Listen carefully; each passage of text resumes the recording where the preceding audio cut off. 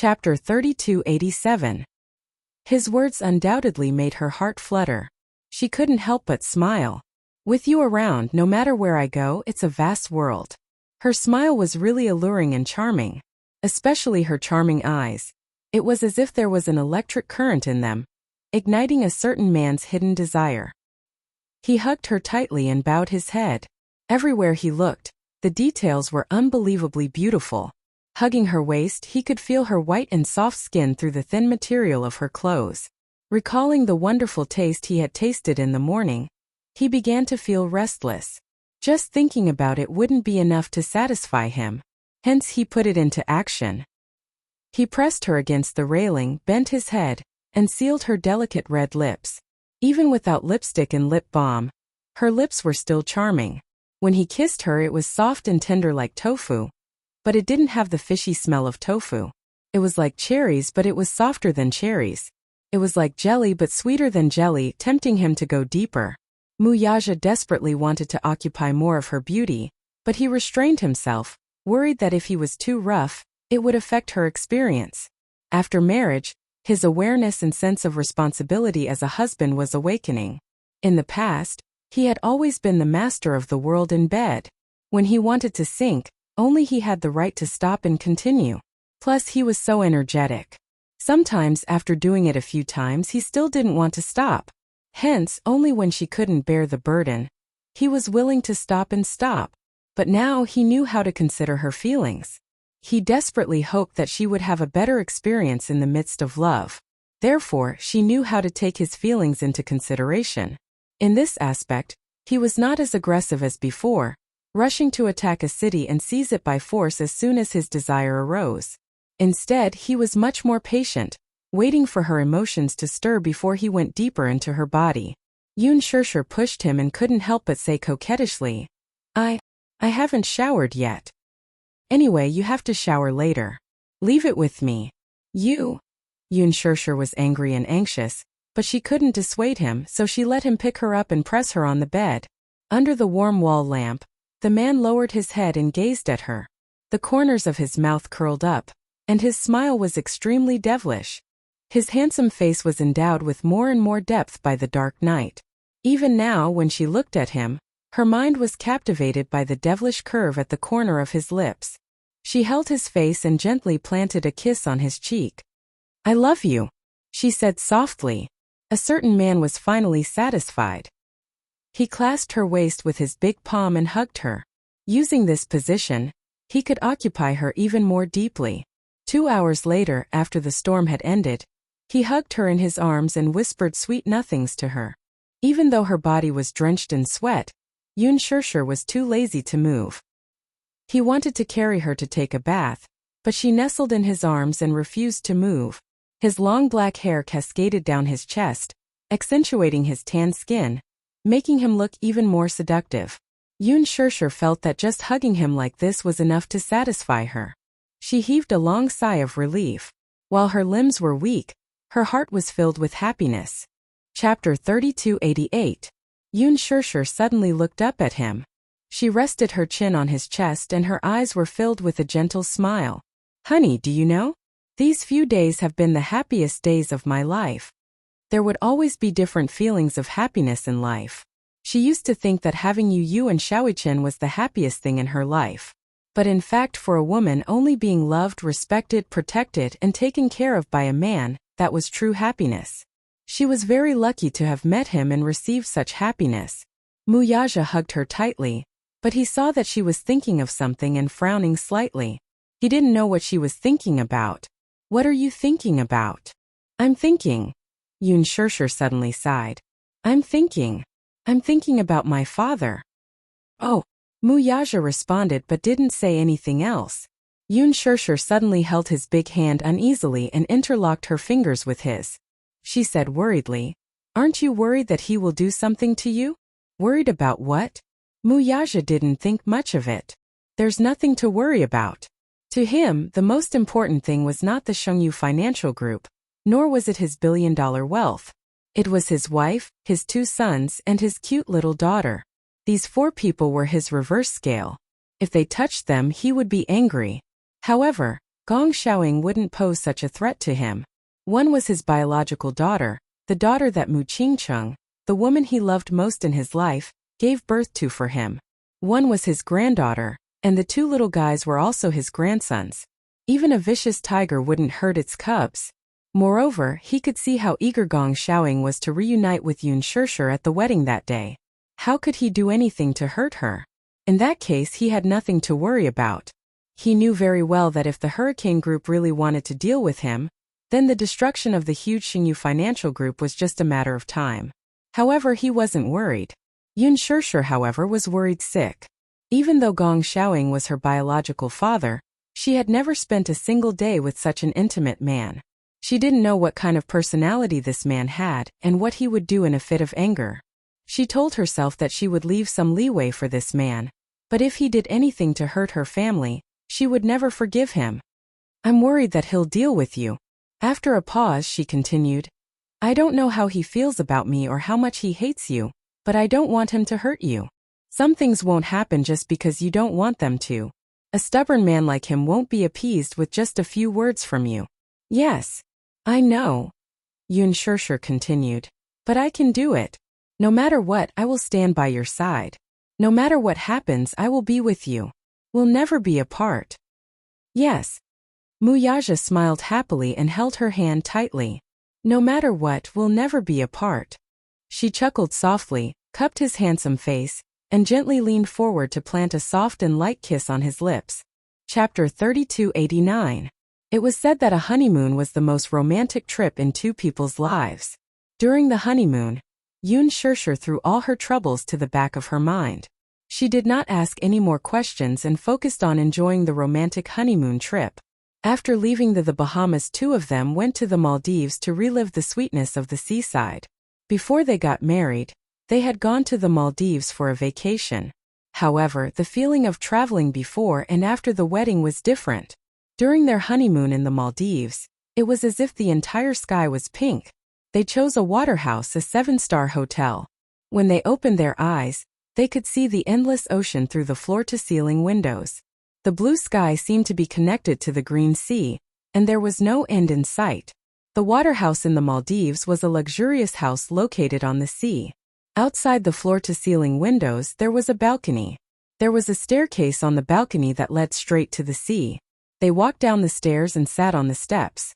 Their feet landed gently in the sea. When the cold sea water submerged their ankles and soaked their feet in the cool sea water, they felt so relaxed that they could float. The Maldives was a paradise that made people forget to return. Here, lying on a beach chair, once they lay down, they did not want to move at all. After leaving the Maldives, the two of them flew to Paris to experience the French romance. She had thought that Paris would be the last stop. However, when the plane landed, she looked at the unfamiliar country. For a moment, a certain man gave her quite a pleasant surprise. Santorini Island on the Aegean Sea was an island ring formed by a group of volcanoes. Santorini Island was the largest island in the ring, and it was also called Thera. This was the southernmost point of the Kisraz Islands.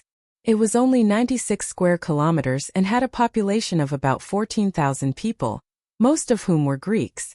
It was said that this was the most romantic place in the world. It was not a lie. Muyaja, how long are you planning for your honeymoon? Yun Shishir did not know whether to laugh or cry. However, a certain man emphasized seriously, a wedding is a once-in-a-lifetime event. The same goes for a honeymoon. Why don't you take advantage of the honeymoon and enjoy the two of you more? As she listened, she was both touched and conflicted. She knew that this man had always wanted to make it up to her as much as he could. She also knew that this man was never good with words, but he had always done a lot for her. In the past, she didn't have much time. He also knew that in the future, the three children might not leave much time for the two of them. Therefore, he wanted to make it up to her as much as possible during their honeymoon. When the two of them ended their honeymoon trip, although they were reluctant to part, they were also worried about the three children, so they immediately returned. When she reached home, Yu was also home. He did not stay long in the Hurricane Group. He did not know when Gong Xiaoying would return. He stayed on the island for a few days, and Gong Jie brought him to familiarize him with some of the headquarters affairs. He was worried about Yueyao, so he came back as soon as possible. Naturally, he did not mention that he had followed Gongjie to the headquarters of Hurricane Group. He was afraid that Yun Shishir would be worried. Naturally, Muichen kept his mouth shut as well. In the few days that Yu was not around, the little guy had been tormented by his sister. Chapter 3290. Everyone says that nannies nowadays are unreliable. Some nannies are irresponsible and even hit and scold the children. Not long ago, I heard that there was a fatal accident in a high-class condominium. A nanny threw her employer's child down from the balcony. The child stopped breathing on the spot.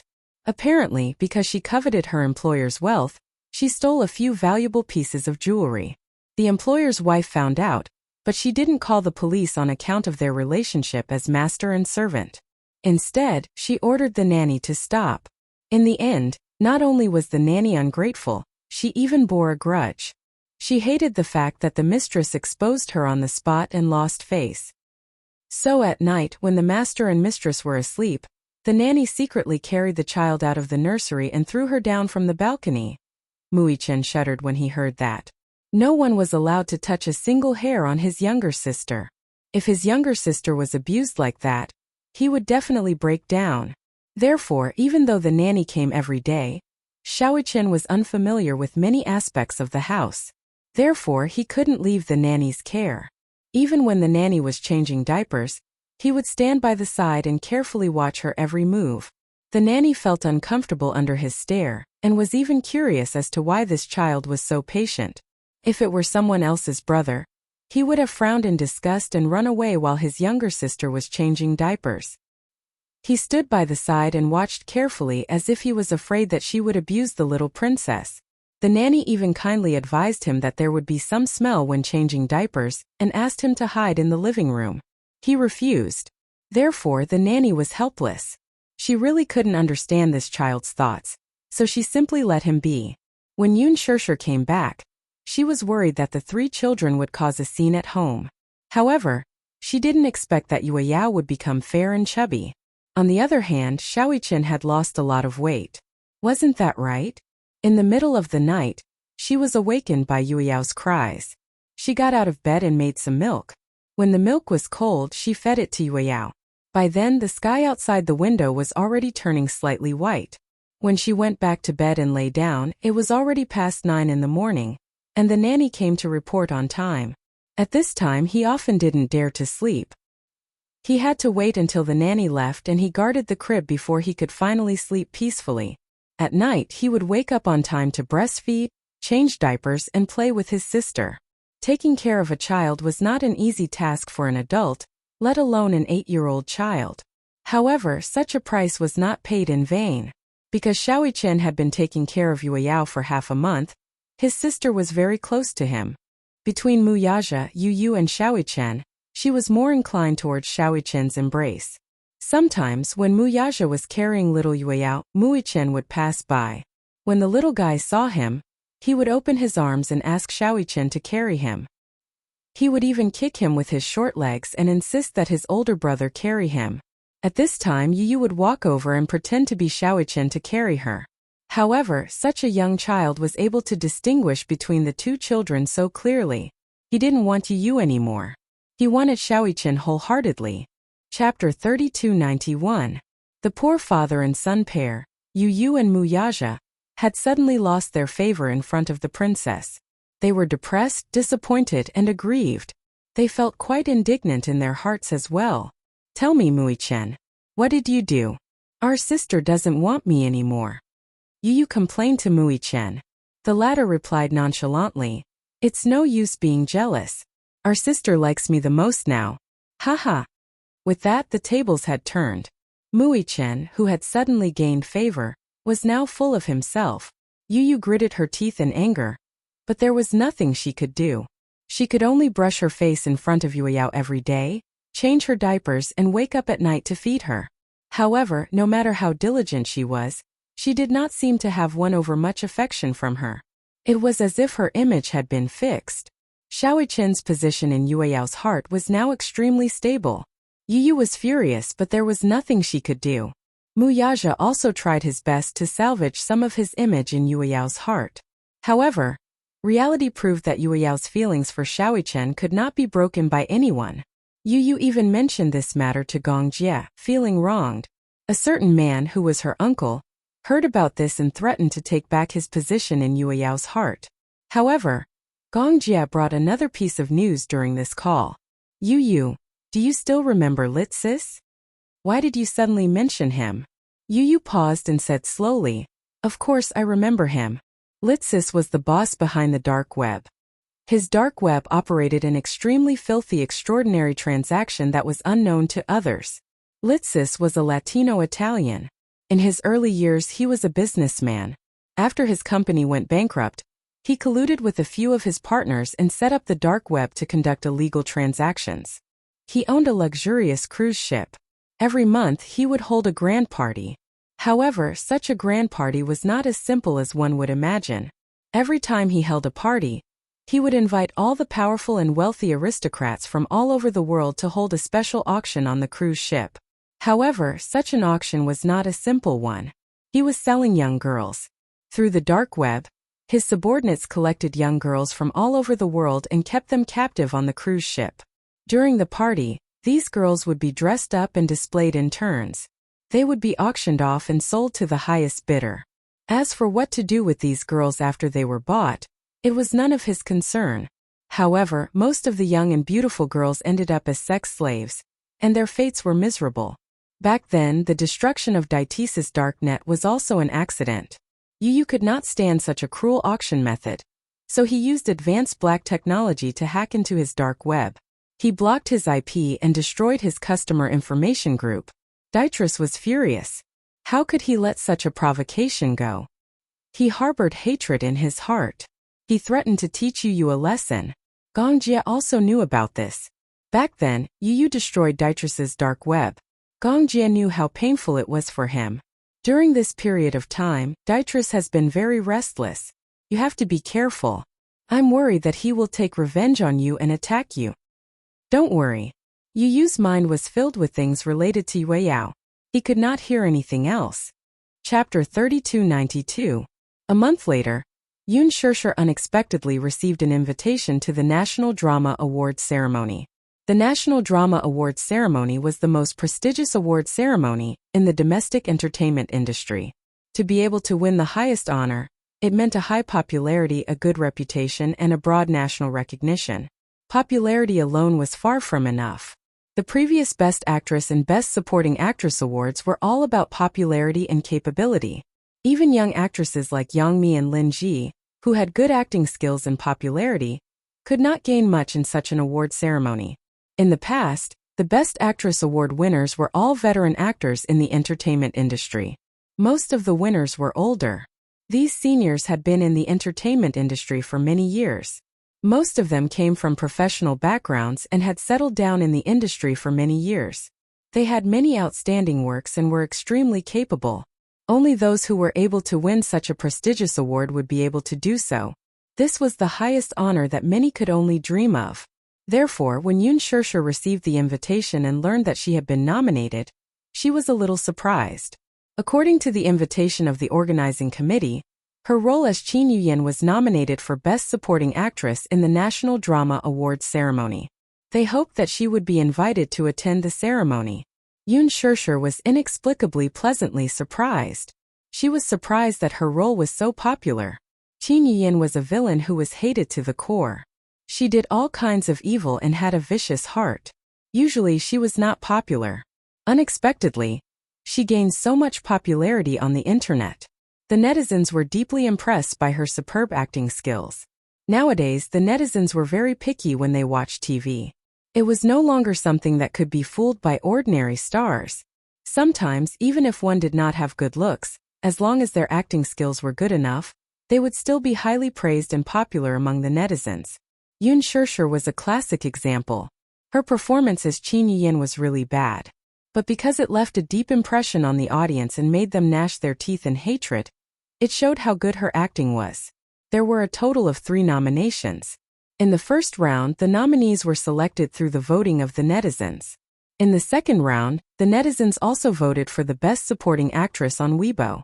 According to the selection of the judges, 3 people with popularity and acting skills would be sent to the list of nominees. Even though it was just a nomination, Yoon Shurshur was already overwhelmed by the favor.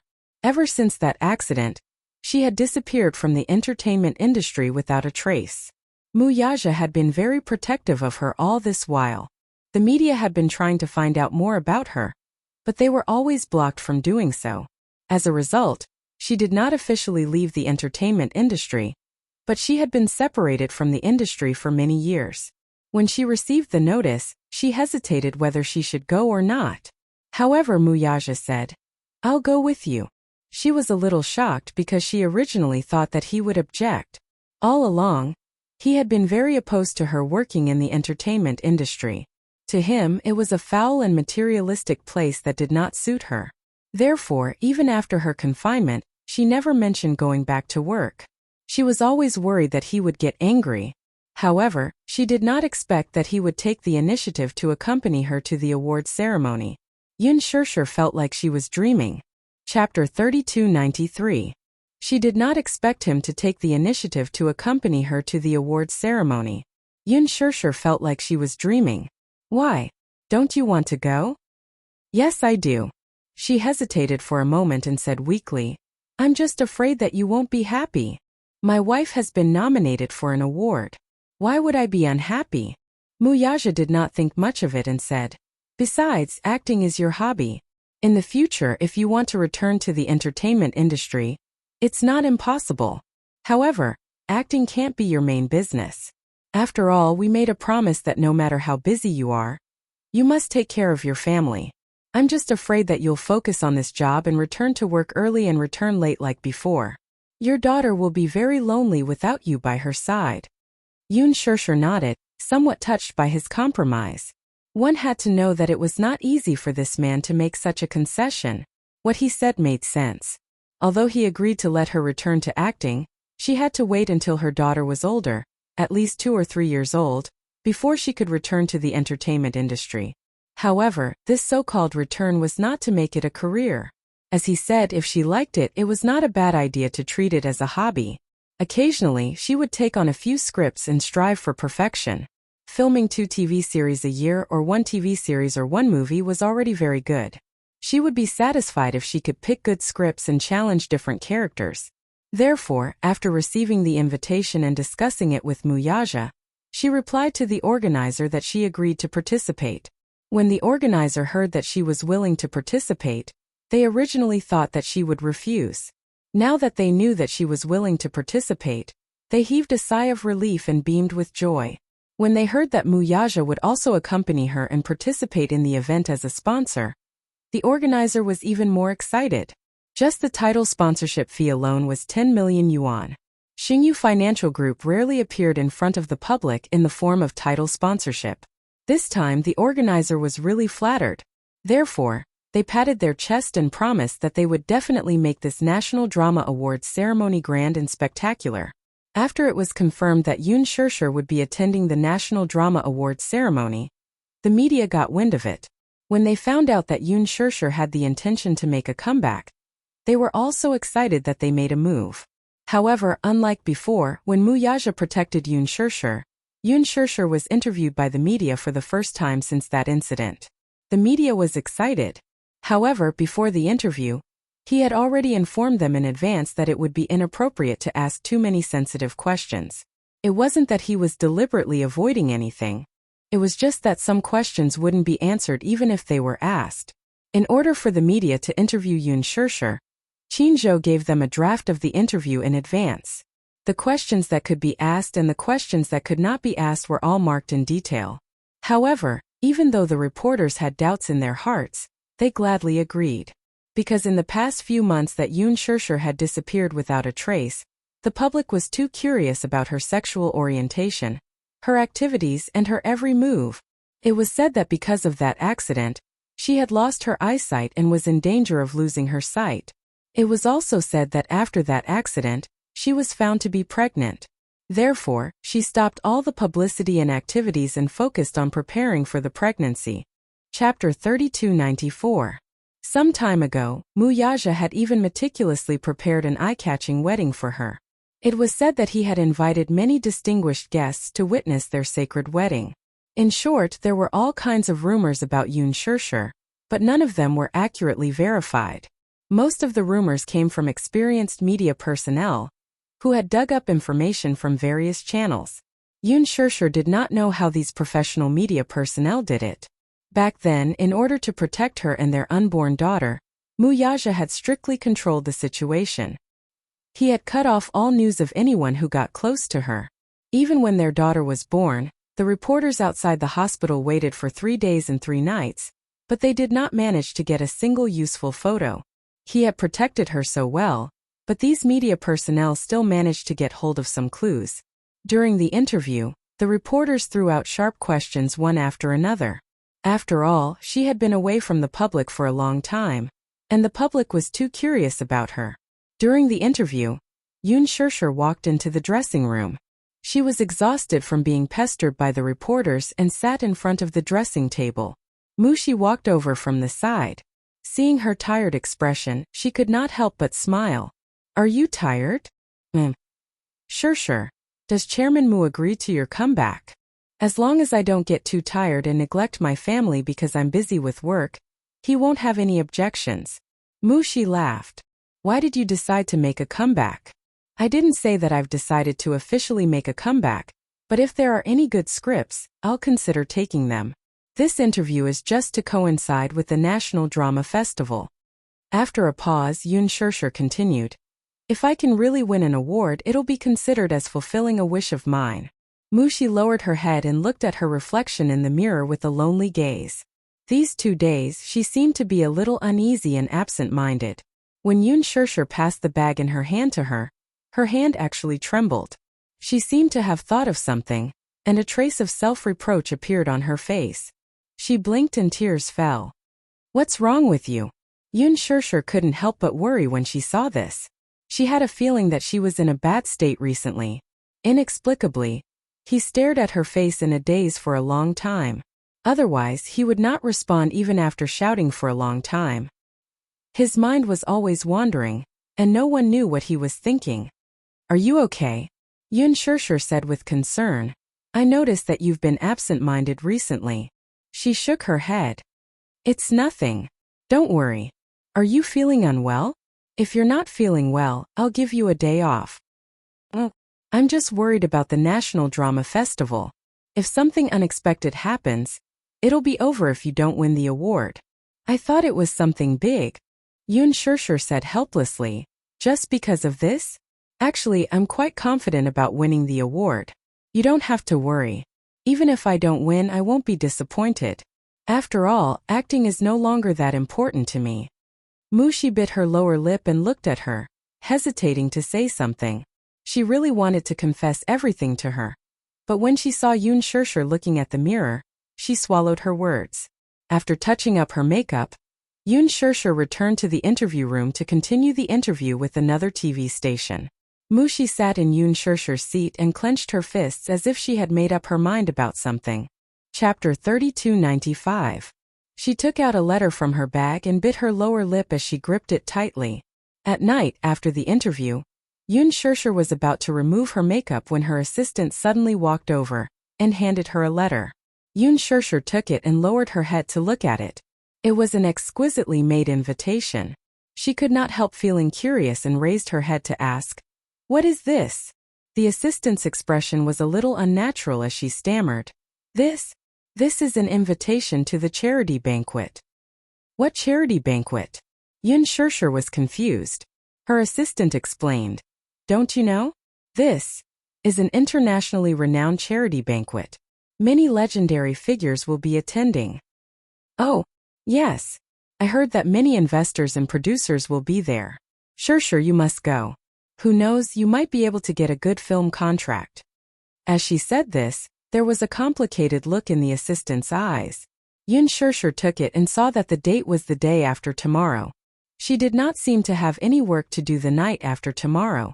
The venue for the charity banquet was a private cruise ship. Yoon Shurshur said, "Actually, I'm not interested in film contracts. Help me reject them." "Are you really not going?" The assistant suddenly thought of something and deliberately said, You can use your things to bid for the charity banquet. The money from the auction will be used for charity. Who knows, it might be able to help little Yueyao. Yun Shishir's heart could not help but move when she said this. Doing more good deeds is to accumulate blessings for oneself, and also for one's loved ones. Yun Shishir could not help but smile when she heard this. Is it the day after tomorrow? Yes. Tomorrow is the National Drama Festival. If it's the day after tomorrow, I can use my jewelry to participate in the auction. Are you going? Hearing you say this, I think it makes sense. I also hope to accumulate some blessings for Yueyao. She was stunned for a moment before she gritted her teeth and forced a smile. However, when she turned around to face the corner of the wall, she furrowed her brows. She seemed to be a little worried, or perhaps she was filled with immense guilt. After Yun Shishir left, Muxi, who was hiding in a corner, hurriedly took out her phone and looked around vigilantly before dialing a number. It took a long time for the call to get through. She said anxiously, "Hello. Hello. Hello. I have already given her the invitation letter. Can you let my parents go now?" The man's voice, which had been altered, came from the other end. "How would I know if you gave it to me or not? What if you don't give it to me and are trying to trick me? Do you think I'll believe you so easily? I'm really giving it to you." Muxi's face flushed red as tears streamed down her cheeks. "Why would I lie to you? My parents are in your hands. How would I dare to lie to you? I did everything according to your instructions. What else do you want me to do? Do you still remember what I asked of you? Only when Yun Shishir is here will our deal be valid." The man paused for a moment before continuing. "The day after tomorrow, until Yun Shishir shows up at the banquet, I'll let your parents go." She was furious. "You didn't keep your word." Chapter 3296. Since you've kept your promise, I'll keep mine too. Don't worry. Your parents are safe and sound. She was stunned for a long time before she finally took a step back. All right. If that's the case, then let me hear my parents' voices. I want to make sure that they're safe and sound. The man on the other end sneered. Impossible. Don't make such unreasonable demands. How is this an unreasonable request? As a condition, I must at least confirm my parents' safety before I continue to fulfill our agreement. Muxi's refusal to admit that there was a deal between them was probably due to her guilt. The man was clearly unwilling to back down as he coldly said, "Dream on. You didn't do anything to them, did you?" She asked suspiciously. "No. How can that be? There are bargaining chips. I can't possibly do anything to them. I don't believe you. It's your business if you don't believe me. Then let me hear their voices," she persisted. Suddenly she threatened, "If not, I'll take back that invitation." There was a sudden heart-palpitating silence on the other end. It seemed that her threat had finally taken effect. Then, following a series of soft sounds, a man's trembling voice could be heard. "Muxi. Dad." When she heard the familiar and weathered voice, the worry and uneasiness she had been feeling these past few days caused her legs to give way. She knelt on the ground with tears rolling down her cheeks. "Dad, are you okay? Is Mom okay?" The man's voice on the other end was tired and restrained. His voice was hoarse and trembling. She did not know what kind of shock and torture he and her mother had been through these past few days. "I'm fine, you don't have to worry." How could she believe him when he told her not to worry? She asked worriedly, "Did they hit you or mistreat you?" "No, they didn't mistreat me." The man's voice trembled as he said this. She felt even more worried when she heard this. She knew that her father did not dare to tell the truth in front of those people, so he was avoiding the main point and dwelling on the trivial. She carefully asked, "Did they give you food?" There was another period of silence on the other end. Then there was a series of soft sounds, followed by a man's voice. "Did you hear that? They are all fine. You can rest assured now." Muxi gritted her teeth and was about to speak when the man said coldly, "If Yun Shishir doesn't appear, you can forget about seeing them again." You know that too, right? It doesn't matter if you call the police or ask for help. If you dare, you can try. Is the police faster or my bullets faster? If you dare to leak a single word, don't blame me for being merciless." With that, the man hung up the phone. She covered her mouth in fear and bit her fingers as she sank into an endless state of panic. In the evening, Yun Shirshir was in front of the wardrobe looking for jewelry. Yu leaned against the door and mumbled, "Mommy, what are you looking for?"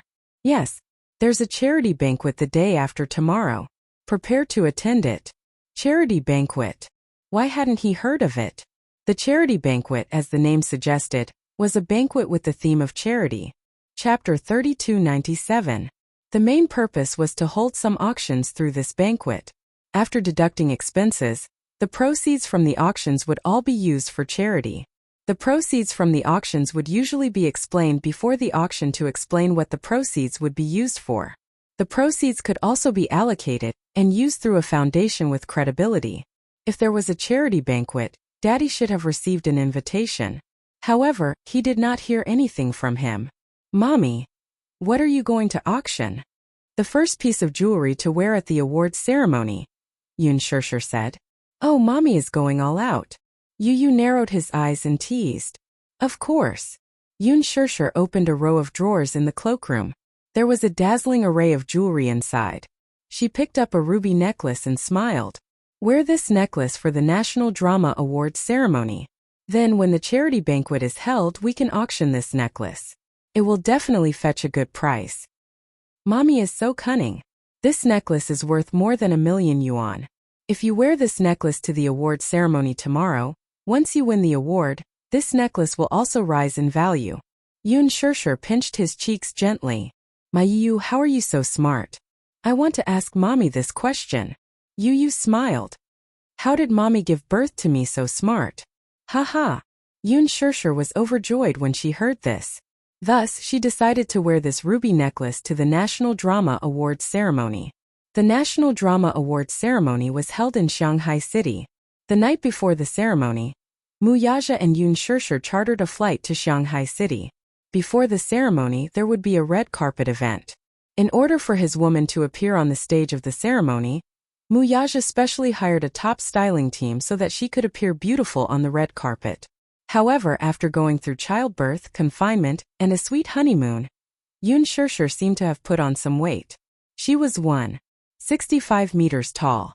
In the past, she only weighed a little more than 100 kilograms. Now she weighed 110 kilograms. Logically speaking, with such a tall stature, 110 kilograms wasn't a bad number. But for celebrities, managing their figure was one of the most important lessons. For celebrities, even if they gained half a kilogram, the difference was still huge. When she went to try on the evening gowns in the morning, there was a dress that Yun Shirshir especially liked. In the end, she couldn't zip it up no matter how hard she tried. She took off the dress awkwardly, covered her face shyly, and smiled bitterly. In the past, wearing this dress would have been easy.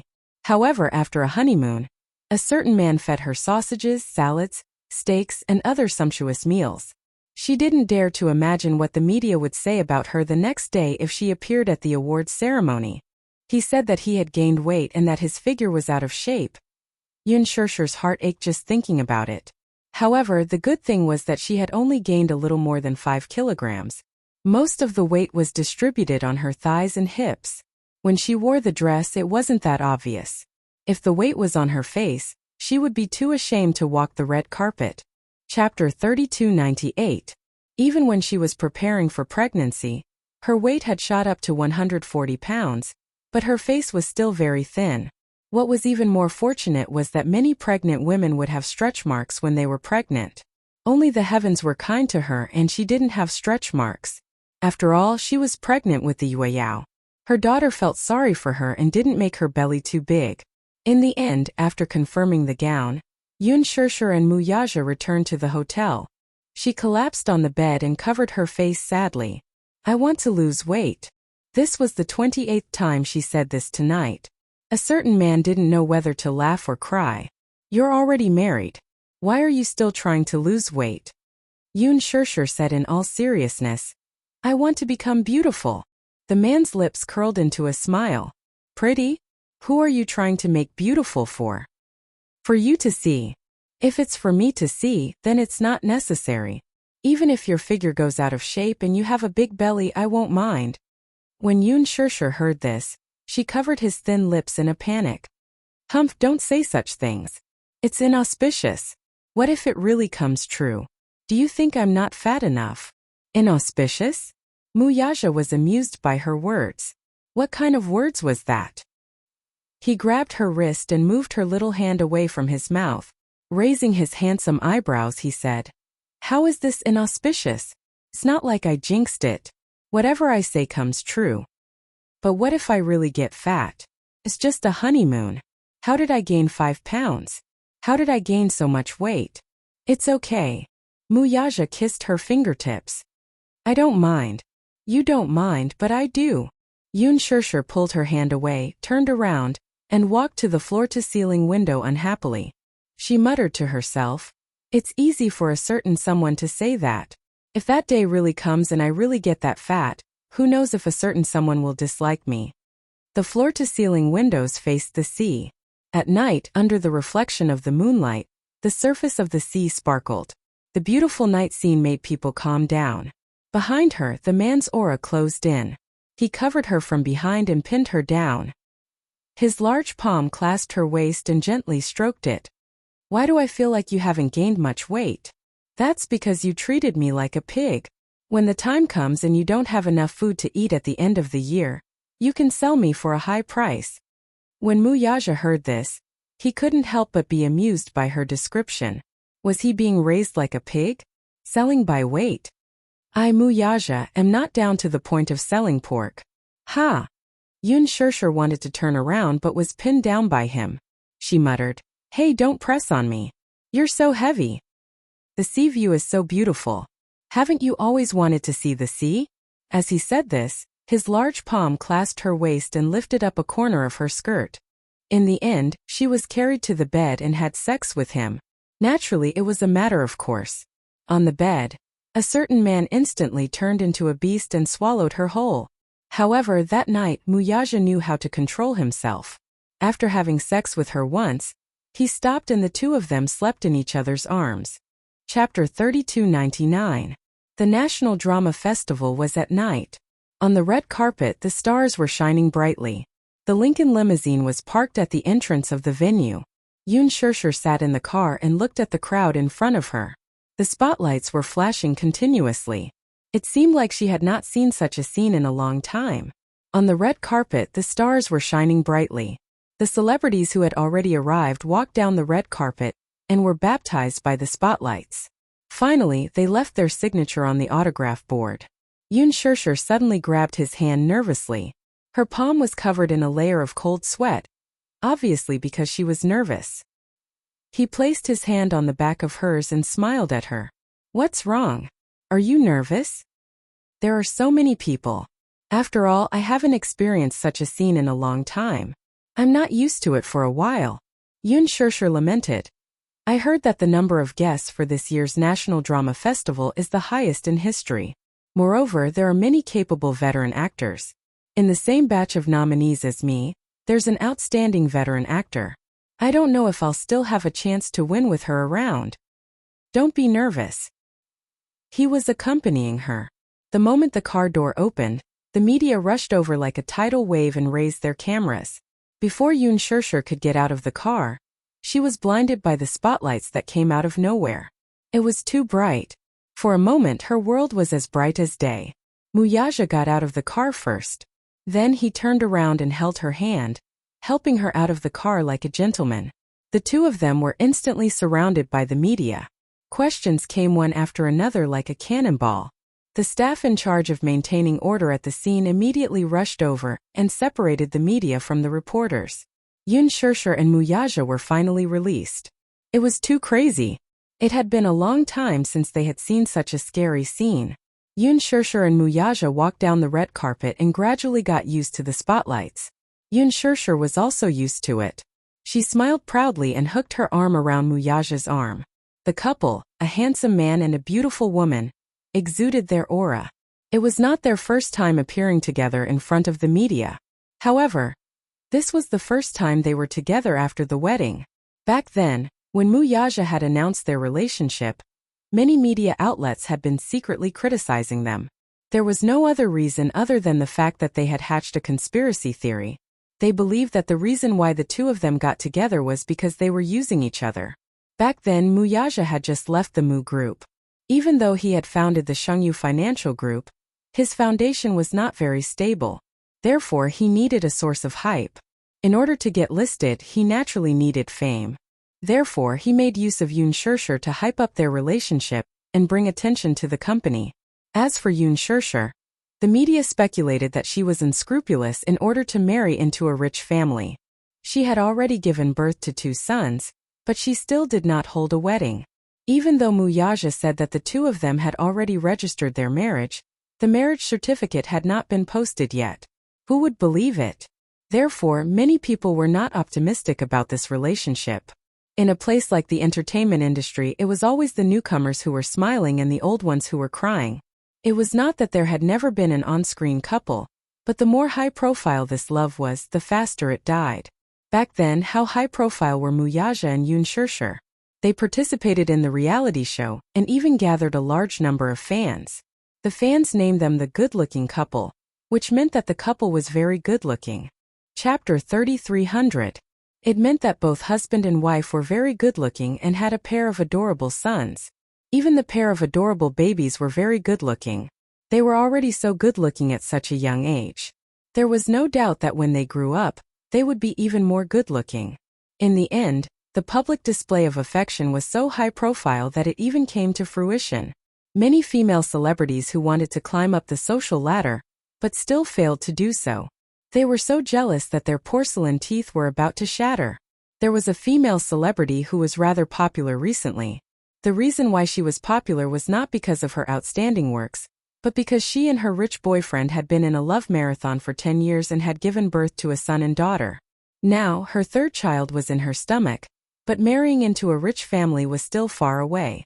Her boyfriend was born in a prestigious family in the capital. In his family, his mother was the head of the family and had the right to speak. No matter how much this female celebrity tried to please her boyfriend's mother, and even addressed her as mother-in-law on Weibo, she still did not care about her. It was obvious that she looked down on female celebrities in the entertainment industry, especially those who wanted to curry favor with rich families. Her 3rd child was a son. According to the rules, she should finally have a chance to marry into a rich family, right? In the end, after waiting for 10 years, her boyfriend's negotiation came. The children, including the unborn baby in her stomach, belonged to him. And a check of 200 million yuan was to be compensation. In other words, the Empress Dowager at home had given a strict order to not acknowledge her as a daughter-in-law. On the other hand, Yun Shirshir was successful in both her love life and her career. She also had a pair of adorable sons and recently had a daughter. It could be said that it was a double blessing. Muyaja was famous in the industry for doting on his wife. Previously, when they were doing a reality show, another celebrity couple had participated in it. But it was easy to tell the difference between a fake love and a real love through the details. Even though that celebrity couple was lovey-dovey and throwing sugar in front of the camera, it could not compare to Muyaja's loving gaze in the behind-the-scenes video. He wasn't good with words, and he wasn't like the other couple who always said sweet things. His love for her was reflected in every small detail. Loving her was as natural as if it was carved into his bones. She had also become a part of his life. As soon as the two appeared on the red carpet, they immediately became the center of attention. Yun Shirshir was too popular. Even though she had been recuperating at home for a long time, her popularity did not decrease in the slightest. When they found out that she would be attending the National Drama Awards ceremony, many fans traveled thousands of miles to Shanghai City to wait at the venue. They wanted to see their goddess, even if it was just a glimpse. When Yun Shirshir and Muyaja appeared, the fans screamed excitedly. It was enough to shatter their eardrums. "Ah, Shirshir, we love you." The attractive couple. Shirshir's husband was here too. "Oh my god, Bosmu is so handsome." Crazy screams like the waves rose and fell one after another. Yun Shirshir held Muyaja's hand nervously. When she heard someone shouting Bosmu, she almost broke into laughter. "Did you hear that? Someone's calling you." Yun Shirshir teased him on purpose. "I didn't expect your fans to be so crazy." Chapter 3301. Muyaja turned around and looked at the group of fans. With just one look, the crowd seemed to have exploded and screamed again. Why do I feel that your fans are a lot crazier than mine? Don't tell me that these fans are all here for you. Yoon Shirshir was a little unhappy and said in a low voice. Muyaja didn't know whether to laugh or cry. Hearing her speak, he was full of jealousy. He said, "These are all your fans. Liar." Yoon Shirshir didn't believe him. She didn't know whether to laugh or cry as she said, "I clearly heard them calling your name." However, Muyaja said, "Because I'm your man, your fans love me and my dog." These words were very pleasing to her ears. Yoon Shirshir nodded happily and was very satisfied with his explanation. She held on to him as they walked to the front of the interview table and accepted a few simple interviews from the MC. The two of them walked to the front of the autograph board. Muyaja took the golden marker pen from the MC's hand and unscrewed the cap before passing it to her. It was only when she finished signing her name that he picked up the pen and signed his name. His flamboyant signature stuck closely to her signature and became the most eye-catching scene on the autograph board. There was a burst of excited screams from the fans. To them, this kind of sweet public display of affection was their favorite. When some celebrities showed their affection to each other, they felt that it was pretentious, as if they had received a script in advance. It was even more fake than acting. However, for people who truly loved each other, their eyes couldn't be deceived at all. The deep love in their eyes couldn't be hidden at all. When Yoon Shirshir was signing, Muyaja's gaze was fixed on her hand with a gentle smile. He was very focused. When he was signing, Yoon Shirshir tilted her head to look at him. Her eyes were filled with the adoration of a little woman and the special love of a wife for her husband. The entire venue was suddenly surrounded by pink love bubbles. The fans were so excited that they were shouting for them. "Attractive couple! Attractive couple! Attractive couple! Ah!" Yoon Shirshir turned around and gracefully waved to her fans. However, as she turned around, she almost tripped on the steps beneath her feet. Muyaja hurriedly stretched out his hand to support her firmly, and only then did she manage to avoid falling. "Madam, be careful." Yoon Shirshir's lips twitched awkwardly. She secretly turned around and saw a camera frantically snapping shots in her direction. Muyaja immediately stepped forward to block her. He didn't do it deliberately, blocking her naturally. His large palm wrapped around her waist and pulled her into his embrace. They looked at each other and smiled. Then, he walked into the venue with her in his arms. At that time the venue was not full yet. Muyaja and Yoon Shirshir arrived early, so there weren't many celebrities sitting in the empty seats. The National Drama Festival was broadcasted live. Because it was a live broadcast, they were very particular about which time to appear. It's too early. But if it's too late, it won't do if they don't have a celebrity status. For such a live broadcast, the viewership ratings would gradually increase.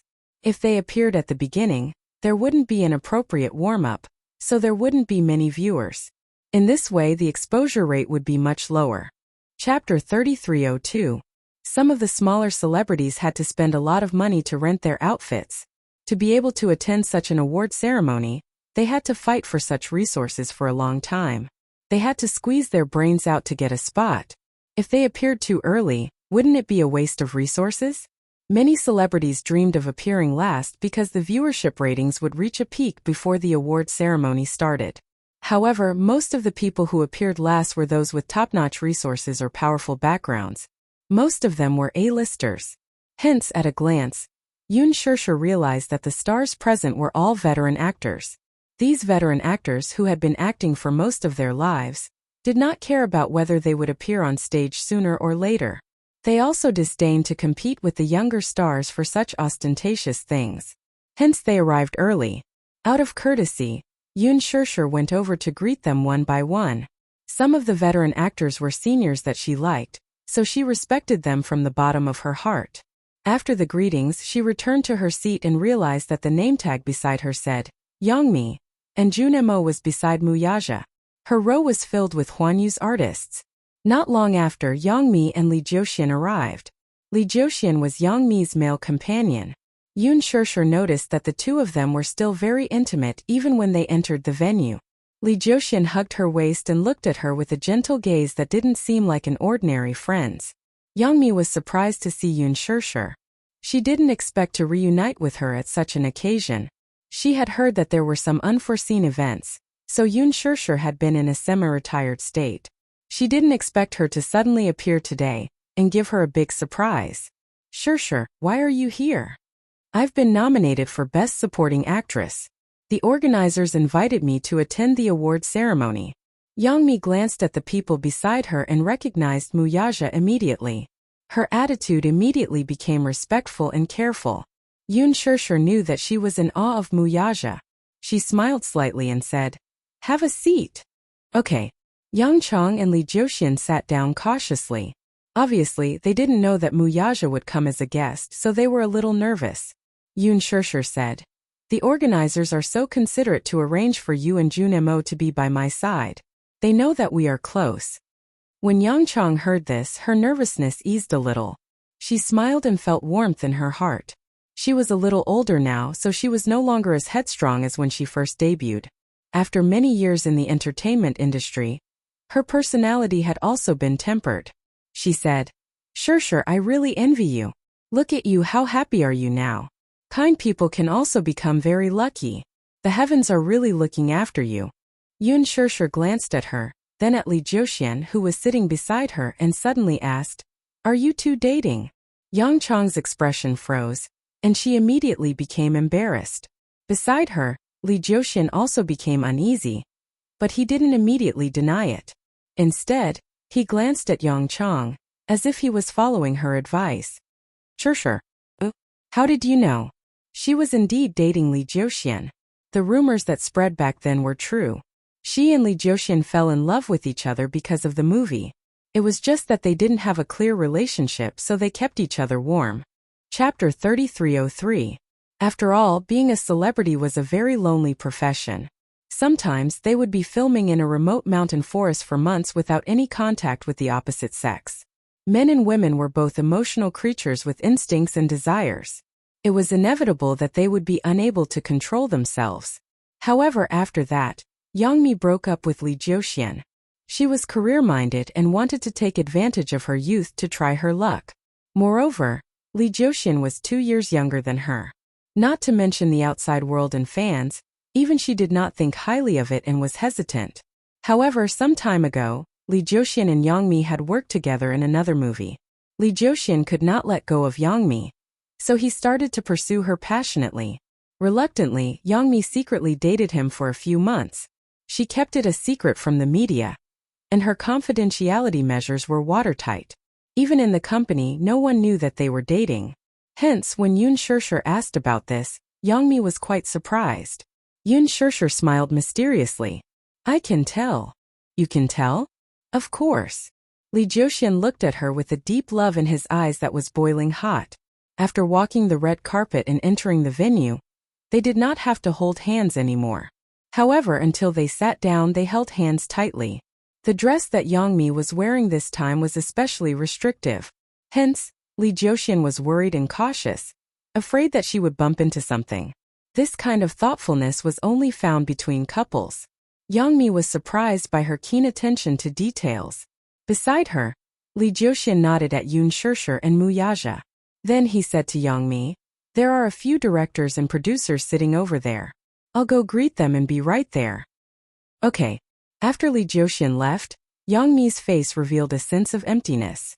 When Yun Shirshir saw this, she was a little surprised and asked, "What's wrong?" "I'm a little hesitant." "What are you hesitating about?" Yangmi turned around and looked at her. She confessed from the bottom of her heart. "Shirshir, do you know why I'm so envious of you?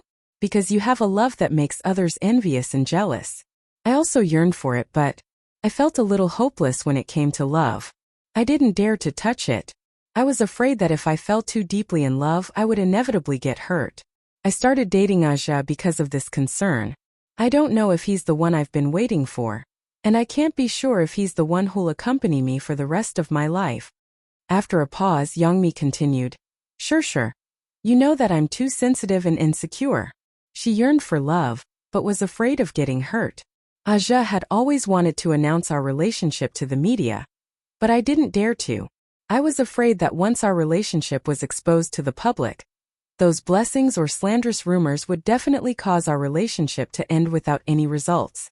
Although I really want to hold his hand and face the camera openly, I'm afraid that if the fans find out, I'll be criticized again. Yoon Shirshir said. They are slandering you because you have the happiness and beauty that they will never get. The reason why they're paying so much attention to you is because you're outstanding. That's why you're eye-catching. Yang Jian was stunned. You can only be praised if you can withstand slander. Moreover, if you and he are really destined to be together, why would you be affected by what others say? Chapter 3304. If he's not worried about himself, why are you worried about him? If he sees you as number one, popularity and fans are nothing. I don't want to delay his career. Then are you willing to delay your own life? This sentence seemed to wake her up. I think a happy family is more important than a career. One house, two people, 3 meals for seasons. This is probably the dream of every woman, right? Youngmi sat in her seat in a daze, unable to recover for a long time. Suddenly, she smiled at Yoon Shirshir. Thank you, Shirshir. I thought it through. That's good. Lee Joxian returned quickly. Yang Chong smiled at him. The affection between the two of them was self-evident. The guests entered one after another, and the venue became busy. The music was elegant, and the lights made the whole hall look magnificent. Yoon Shirshir rarely attended such an occasion, so she was inevitably nervous. However, she didn't know why, but as long as this man was by her side, no matter how big the occasion was, she could always maintain her calm.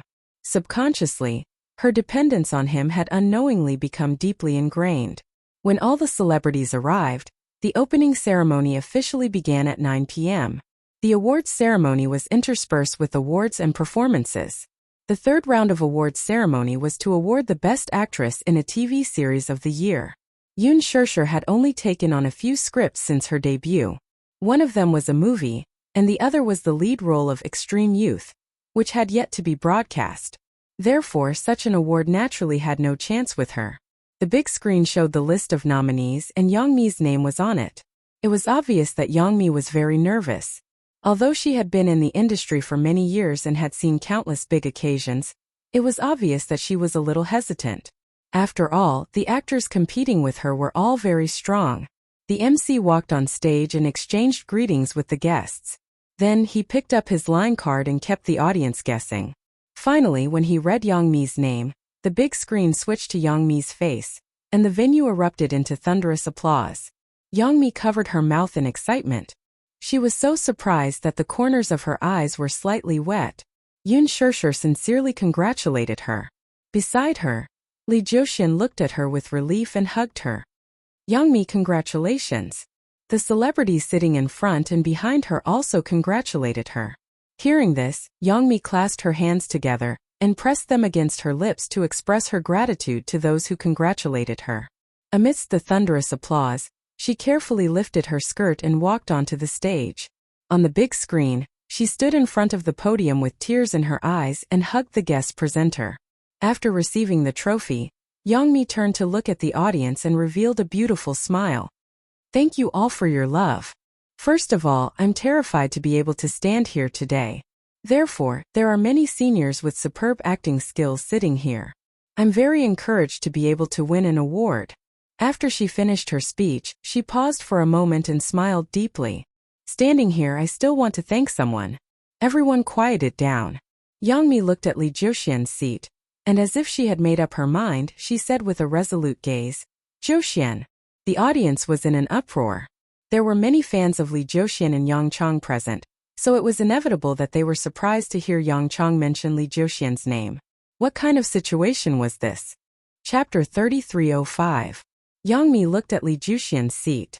She seemed to have made up her mind about something as she said with determination, Joxian. The audience was in an uproar. There were many fans of Lee Joxian and Youngmi in the audience. It was inevitable that Youngmi would mention Lee Joxian's name. The camera cut to Lee Joxian's face. He stared at the screen in a daze. Obviously, he found it hard to believe that Youngmi would mention his name at such a public awards ceremony. Youngmi looked below the stage and her gaze fell on Lee Joxian. Finally, she looked at the camera and said solemnly, Today, I have received such an honor on such a sacred stage. I would like to use this meaningful day to announce something. There was a slight uproar in the audience as they discussed. However, in the blink of an eye, it was dead silent. Youngmi looked at the camera and said word by word, "Joshin and I have been dating for a year." As soon as she finished speaking, the audience was in an uproar. On the screen there were two images. One showed Youngmi's affectionate face while the other showed Lee Joshin's shocked and touched face. I sincerely hope that I can receive everyone's blessings.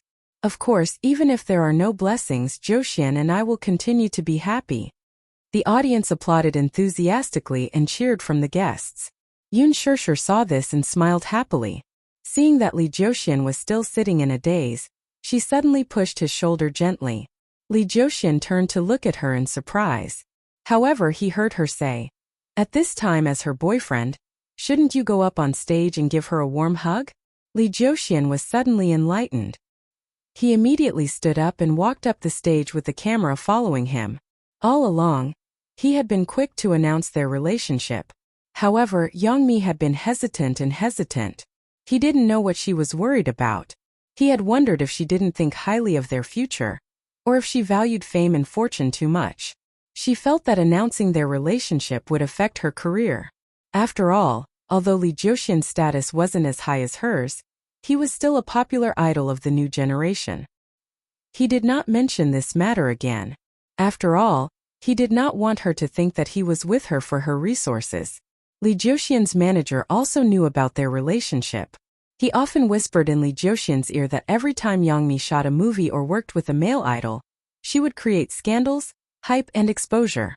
If her relationship was exposed, it would mean that she would not be able to have any scandals with other male celebrities in the future. She was with him only because she felt lonely and needed a man like him. However, Lee Joshin deeply believed in her feelings for him. Therefore, no matter what others said, he was still very persistent. However, he had not expected that she would give him such a surprise at today's awards ceremony. Under Yang Chiai's gentle gaze, he quickly walked onto the stage and gave her a gentle hug. The whole place was in an uproar. Witnessing this rather meaningful confession with their own eyes, everyone was stirred up. Yang Chang. Josian. Yang Chang. Josian. Chapter 3306. Youngmi kissed him back and hugged his back. When she closed her eyes, tears fell from the corners of her eyes. Actually, I've been hesitating about whether to announce our relationship. Joshin and I have been dating for so long and we've accepted each other. We want to hold hands for the rest of our lives and continue dating. But I'm worried that if we announce our relationship and don't receive blessings, what should I do? I don't want to delay his life.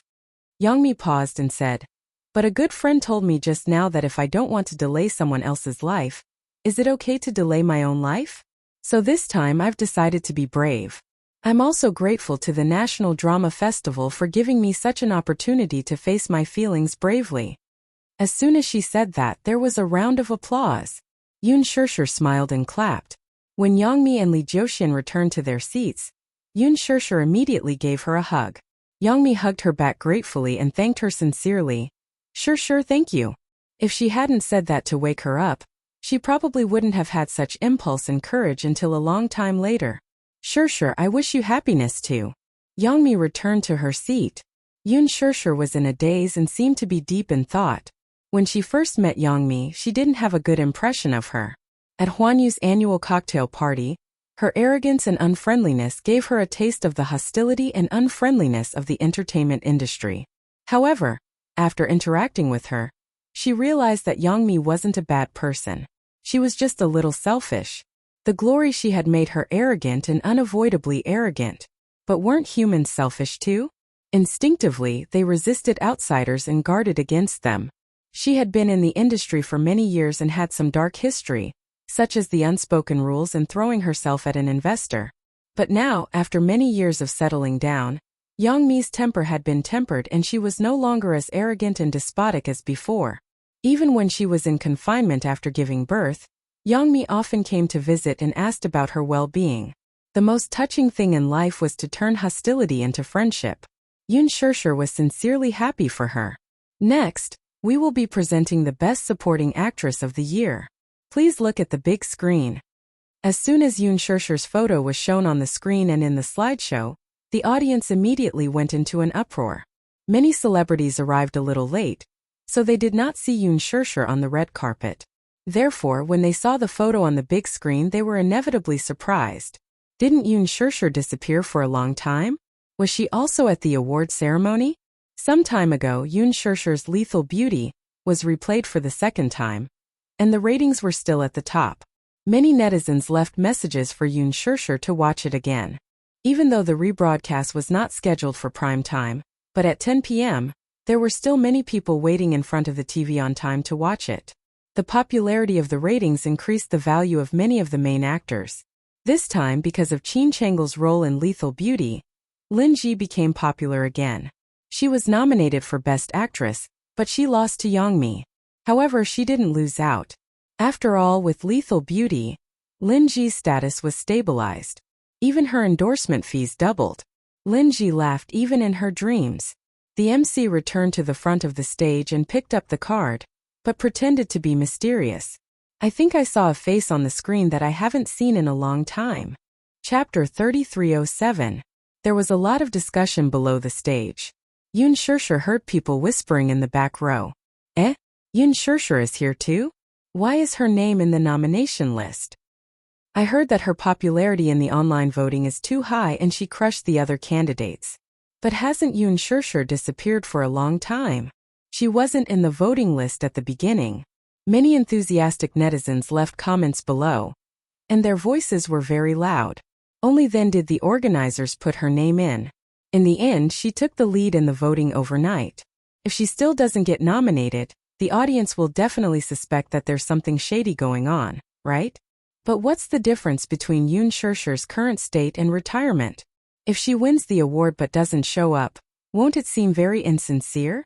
Won't the other nominees feel uncomfortable? But if she doesn't win the award with her high popularity, she will definitely be suspected of being shady, right?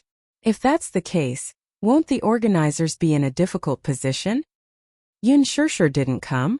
Amidst the discussion, Yoon Shurshur couldn't help but feel a little nervous. She grabbed Muyaja's hand tightly and looked at the stage. The MC said in a deep voice, "Next, I'm going to announce the Best Supporting Actress list." Actually, in the National Drama Festival, the most valuable award besides the Best Actress Award is the Best Supporting Actress Award. Everyone must be very curious about who will be the final winner this year. After a pause, he pretended to be mysterious and said, "First of all, she's a very young girl. Secondly, she has a nickname in our fan group, Beauty of the Century. Although she has disappeared for a long time, her popularity hasn't decreased at all. She's the most popular among the new generation of young actresses. Moreover, with her acting skills, she has gained the recognition of many seniors." The final winner of the Best Supporting Actress Award for the 2017 Xingyu National Drama Festival is Yoon Shurshur. Applause broke out. On the stage, the camera on the big screen changed and landed on her calm face. Although she was a little surprised, this result was within her expectations. She was very confident that her acting skills would definitely be recognized. However, after confirming that she had won the Best Supporting Actress Award, she still couldn't hide her excitement. Even though she pretended to be calm on the surface, her trembling fingers showed that she was still very nervous. Yoon Shurshur. Yoon Shurshur is here. Oh my God, has she decided to return to the film and television industry? Impossible. The scene once again shifted to the man beside her. The audience was in an uproar.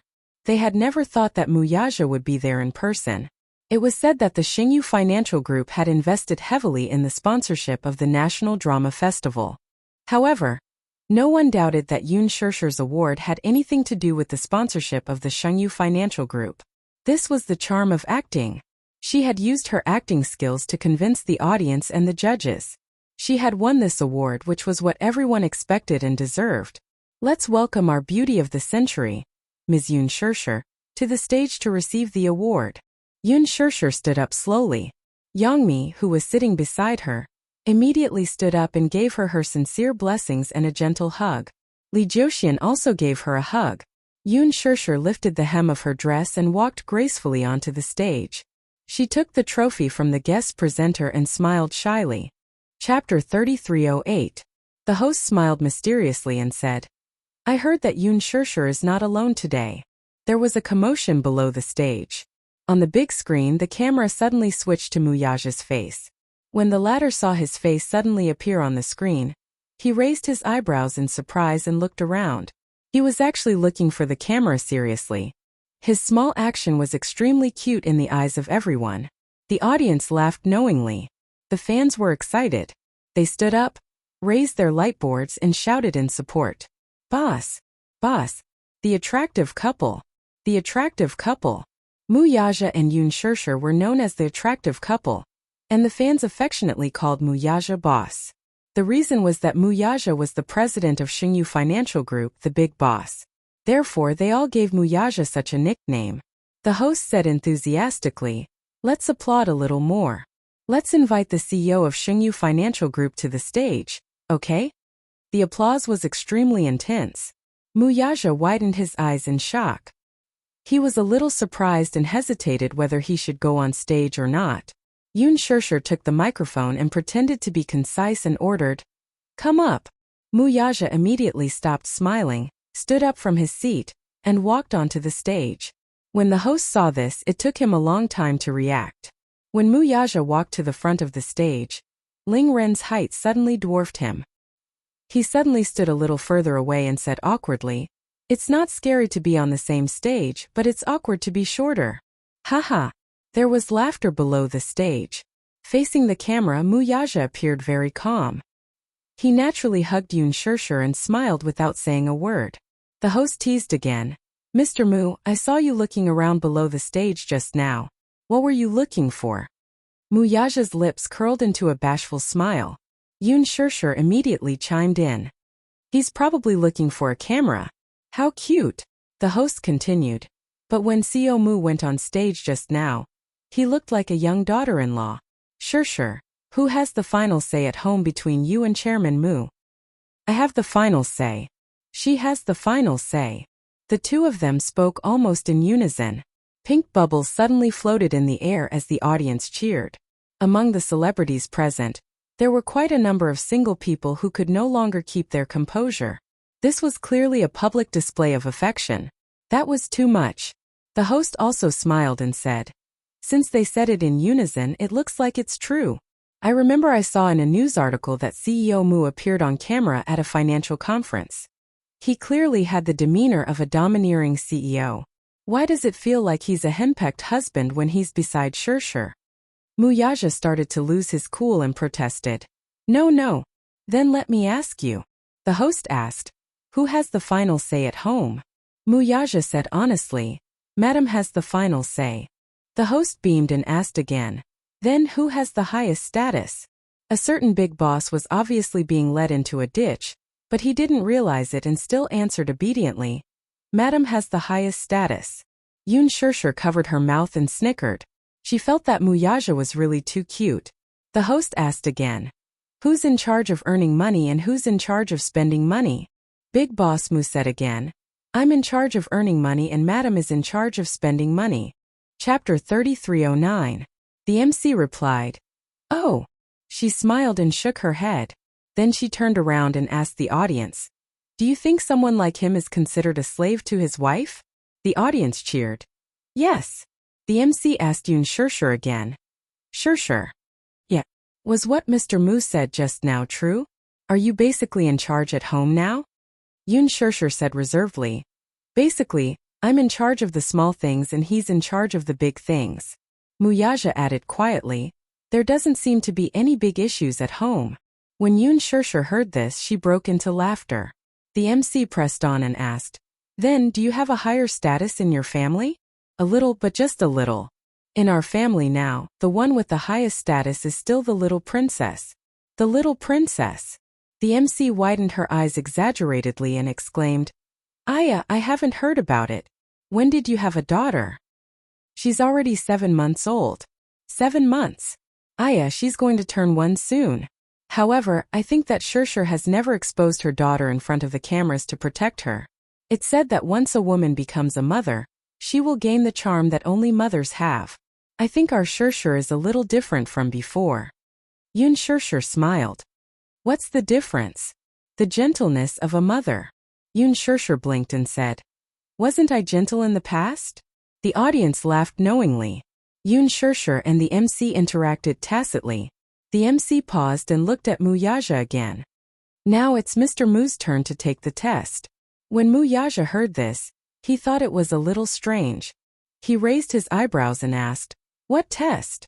The MC pulled him aside mysteriously and said in a low voice, "After the little princess is born in Mr. Mu's heart, is his wife or his daughter higher?"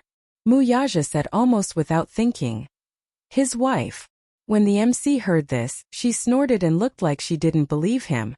He turned around and asked Yoon Shirshir, "Shirshir, are you satisfied with his answer?" "No." Yoon Shirshir snickered and said, "This answer doesn't count." The MC was interested and raised her eyebrows. "Oh, there's something fishy." Yoon Shirshir raised the microphone and replied, "At home, he will dote on his daughter. What about the two young masters? He will especially like daughters more, so in his heart, daughters will definitely have a higher status." Mu Yaja's lips curled into a helpless smile as he wiped the corner of his lips with his fingertips, not knowing whether to laugh or cry. There was an uproar. To everyone's surprise, though, the man actually preferred his daughter over his son.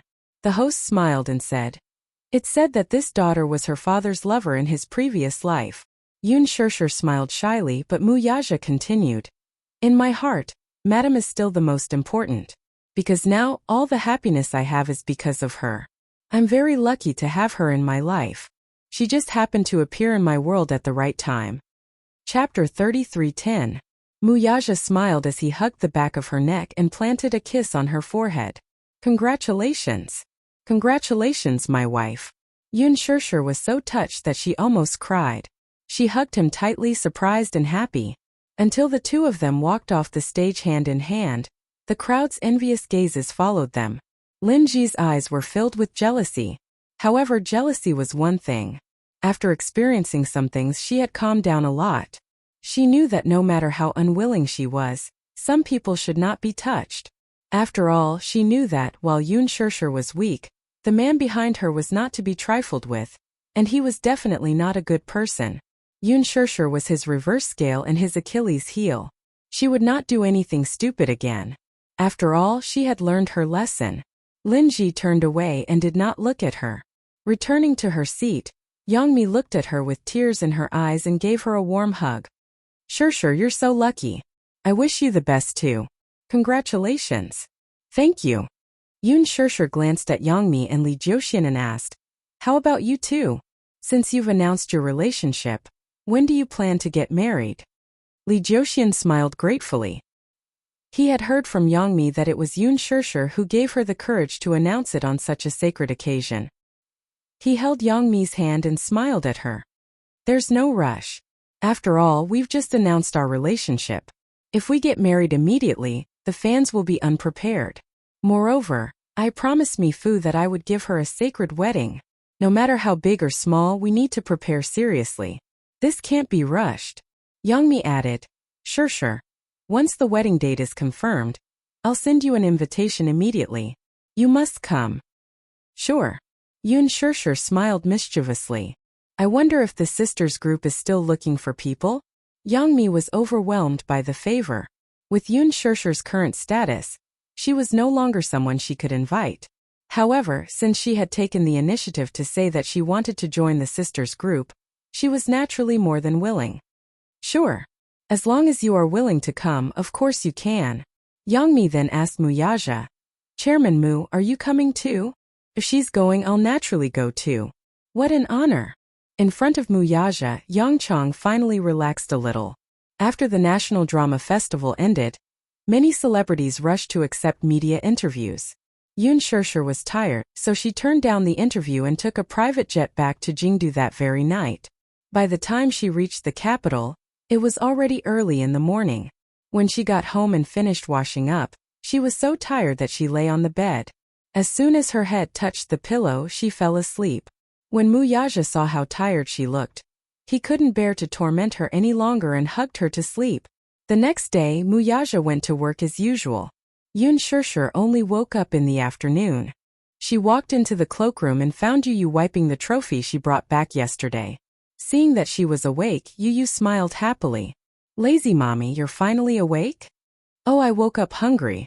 Yun Shirshir rubbed her flat belly and said pitifully, Yu, did you save any good food for mommy? Of course. You can starve anyone, but you can't starve mommy. Oh right, sis. I've breastfed her. I've changed her diapers too. Yu rebuked her. She's sleeping now. Mommy, don't disturb her afternoon nap. I know. Chapter 33:11. While Yu was cooking the noodles, Yun Shirshir sneaked into the baby's room and peeked at Yueyao. Sure enough, she saw her lying in the crib sleeping soundly. She had her thumb in her mouth and was sleeping soundly. Yun Shirshir carefully removed her finger from her mouth. Yueyao opened her mouth and with a pop, a light blister popped out of her mouth. The blister was huge. She found it extremely rare. She gently poked it with her finger and the bubble burst just like that. Yueyao subconsciously put her finger in her mouth again with relish. Yun Shirshir decided to ignore her. She got up and quietly left the room. After eating lunch, which was not considered lunch, Yun Shirshir walked to the cloakroom to choose her clothes. In the afternoon, Mushi arrived. Yun Shirshir had already prepared everything. When she saw Mushi, she passed the necklace in the gift box to her and said, "Take a look." Mushi took it curiously and opened the box, only to see a beautiful necklace lying quietly inside. It's an item that I'm going to auction at tonight's charity banquet. As Yun Shirshir spoke, she pretended to be heartbroken and held her chest. To be honest, I can't bear to part with it. Sai, I quite like this necklace. Wouldn't it be a pity to auction it off for nothing? Mushi's lips trembled. She looked up at Yun Shirshir and opened her mouth to say something, but no words came out. Yun Shirshir kept staring at the necklace and was reluctant to part with it, so she did not notice her expression. After Mushi was done with her makeup, she changed into a simple dress. This dress was custom-made by a famous designer, but it was not considered an evening gown. It was a typical socialite style. Attending a charity banquet did not have to be considered glamorous, but it was fine as long as one was steady and appropriate. After all, this was not an award ceremony. The focus was on the scenery and decency. The theme was charity, not beauty. Yun Shirshir had noticed Mushi's troubled expression for a long time. Ever since she arrived in the afternoon, Mushi had been absent-minded. She seemed to want to say something, but she kept hesitating. She asked suspiciously, "What's wrong with you?" "Ah, I see that you've been absent-minded, as if you have something on your mind." Yun Shirshir gestured for her to sit on the sofa. Mushi hesitated for a long time before dawdling over to her side and sitting down. However, she still looked restless. The air conditioning in the room was clearly turned on, yet her forehead was still covered in cold sweat. Yun Shirshir thought that she was not feeling well. Not feeling well? No. She hurriedly waved her hands to explain, but her words were incoherent. Yun Shirshir laughed and said, "Mushi, if you're not feeling well, you don't have to accompany me. Go home and rest early." Yun Shirshir was concerned from the bottom of her heart. She was really concerned about her and was worried that she was not feeling well, yet she was still putting up a strong front. Mushi was upset when she heard this. She looked up, her eyes flickering. Looking at Yun Shirshir's sincere expression, she suddenly felt that she was extremely ugly. Yun Shirshir treated her so well, yet she actually made use of her. Mushi clutched the corner of her shirt tightly. Her eyes were red and her lips were trembling badly, but she was holding back her tears. What should I do? Should I be honest with her? Chapter 33:12. She was really conflicted. She kept feeling that no matter what choice she made, it would be wrong. Still, she really did not want to harm her. Still. If she did not do that, she really could not find a second way to save her parents. Still, while her parents' lives were important, was Yun Shirshir's life not important too? What if she met with danger? God knew what that man would do to her. She was so happy now with 3 adorable children and a husband who loved her deeply. Was such happiness really going to be destroyed in her hands? But if she did not do that, what else could she do? What else could she do? She couldn't just watch her biological parents die. She really couldn't do it. She suddenly felt conflicted. She desperately wanted to save her parents, but she also began to hesitate. Was her decision right or wrong? If she really harmed Shirshir because of her selfishness, she would definitely suffer retribution and die a horrible death. Mushi was at a loss for a moment. She covered her face with her hands in despair as tears kept falling from the gaps between her fingers. Seeing this, Yoon Shirshir's expression immediately tensed up.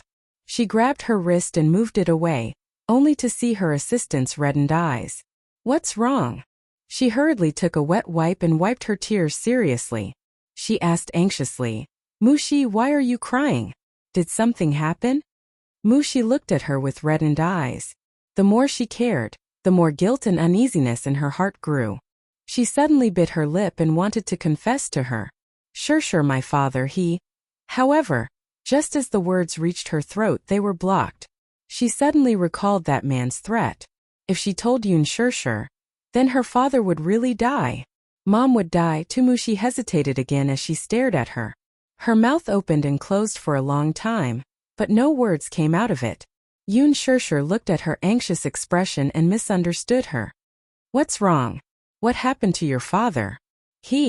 Is he sick?" Startled, she turned her face away abruptly and closed her eyes. Slowly nodding, she uttered in a hoarse voice, "Yes." Yoon Shirshir laughed when she heard this. "Is it because of this? Why didn't you tell me earlier?" As she spoke, she took her wallet from the side. As she rummaged through her wallet, she asked, "When did this happen? What's wrong with your father? Is it serious?" She nodded with difficulty. "Yes, it's a little serious. The medical fees aren't enough, right? That's why you don't look well these days. You must be worried." Yoon Shirshir suddenly took out a bank card and handed it to her, saying, "There's some money in this card. If you don't mind, you can use it to save yourself." Mushi's eyes fell on the bank card. Tears streamed down her cheeks as her lips trembled violently. "I don't want to." How could she accept it? What right did she have to ask for it? She shook her head. "I don't want to." "Are you being polite with me?" Chapter 33:13. I can't take it." Mushi pushed the card back and shook her head frantically. "Shirshir, I can't take it from you. Why are you being so polite with me? Just treat it as a loan." "My dad." Mushi gritted her teeth and hesitated for a while. In the end, she did not have the courage to tell her everything. Instead, she said with difficulty, "My dad is fine." "Then I've noticed that you don't look well these past 2 days." Yoon Shirshir smiled. "If you're unhappy about something, feel free to tell me." Mushi was flustered. She hurriedly stood up and said, I'll go to the washroom." "Oh." Yoon Shirshir watched in a daze as she suddenly stood up and hurried into the washroom. She was a little confused. Mushi dashed into the washroom and locked the door from the inside. She held onto the counter for support as tears streamed down her face. She bit her lower lip hard and covered her mouth uneasily. Looking at the mirror, her eyes were redder than ever. Yu walked over and saw Yoon Shirshir sitting on the sofa. She was dressed neatly and had light makeup on. He asked curiously, "Mommy, are you going out today?" Didn't I tell you before that there's a charity banquet tonight?" The little lad tilted his head curiously and was a little puzzled. "Are you going alone?" Yoon Shirshir said. "Mushi will accompany me." Yu frowned but did not say anything. There was actually no need to attend a charity banquet. Most charity banquets appeared to be for charity on the surface, but they were not serious banquets behind the scenes. Many powerful entrepreneurs would attend charity banquets. Hence, many female celebrities would often use charity banquets as an excuse to travel among the big shots of the business world in search of potential investors. If they could hook up with a potential investor, it meant that they would have a meteoric rise in their career. Many entertainment companies would also try their best to push their artistes into such banquets in order to broaden their network. These entrepreneurs, under the guise of charity, could establish a positive image in front of the public by doing charity on the surface. Behind the scenes, they could use this banquet to look for potential partners. It was the best of both worlds. Still, since Mushi was with him, he believed that nothing would go wrong. Yu asked, "When is Mommy coming back?" "I'll be back as soon as the party is over." Just as she finished speaking, Mushi walked out of the washroom. She smiled at Yoon Shirshir and said, "Shirshir, the car is waiting for us. Let's go." Yoon Shirshir nodded and said to her, "Wait, I'll go get the necklace." "Oh." Mushi's face froze for a moment before she nodded unnaturally. Yun Shirshir took out the jewelry box, only to see her assistant standing at the door, biting her nails nervously. She furrowed her brows. Mushi, what's wrong? I'm afraid I won't make it in time. Didn't you say 8 o'clock in the evening? Go early or you'll be late. As she spoke, she held Yun Shirshir's hand and said, Let's go. Yun Shirshir did not think much of it. She nodded and followed her assistant to the entrance of the villa.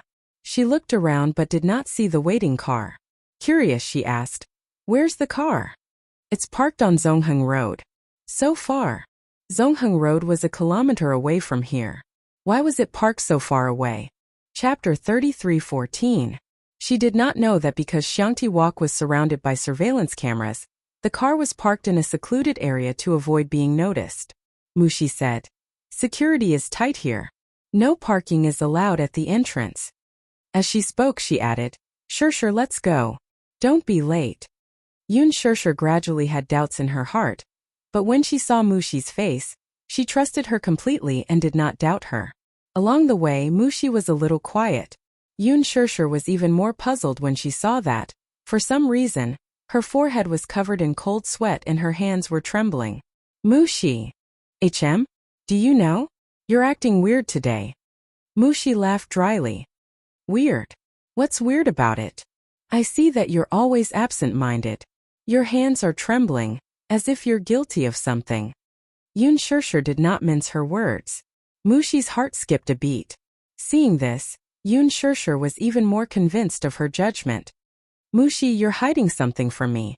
This sentence made the already guilty Mushi's heart beat even faster. She turned her face away, feeling even more embarrassed. Shirshir, what nonsense are you talking about? What can I hide from you? If I knew, I wouldn't be so curious. Yun Shirshir suddenly asked, Mushi, could it be that you've encountered something that you're too embarrassed to talk about? No. I thought that I should be the person you trust the most. Pausing for a moment, she continued slowly, but you rarely mention anything to me when you're in a difficult situation. Could it be that I'm not trustworthy? How is that possible? Mushi retorted. Shirshir, don't let your imagination run wild. Mushi, I really want to help you. Yun Shirshir smiled. Do you know? I trust you a lot, so I want to be the person you trust too. Mushi looked at her in a daze. Looking at Yun Shirshir's gentle eyes, her heart wavered for a moment. She clenched her fists tightly and trembled all over. Not far away, a black car slowly drove over. Mushi turned her head to take a look at the car's license plate.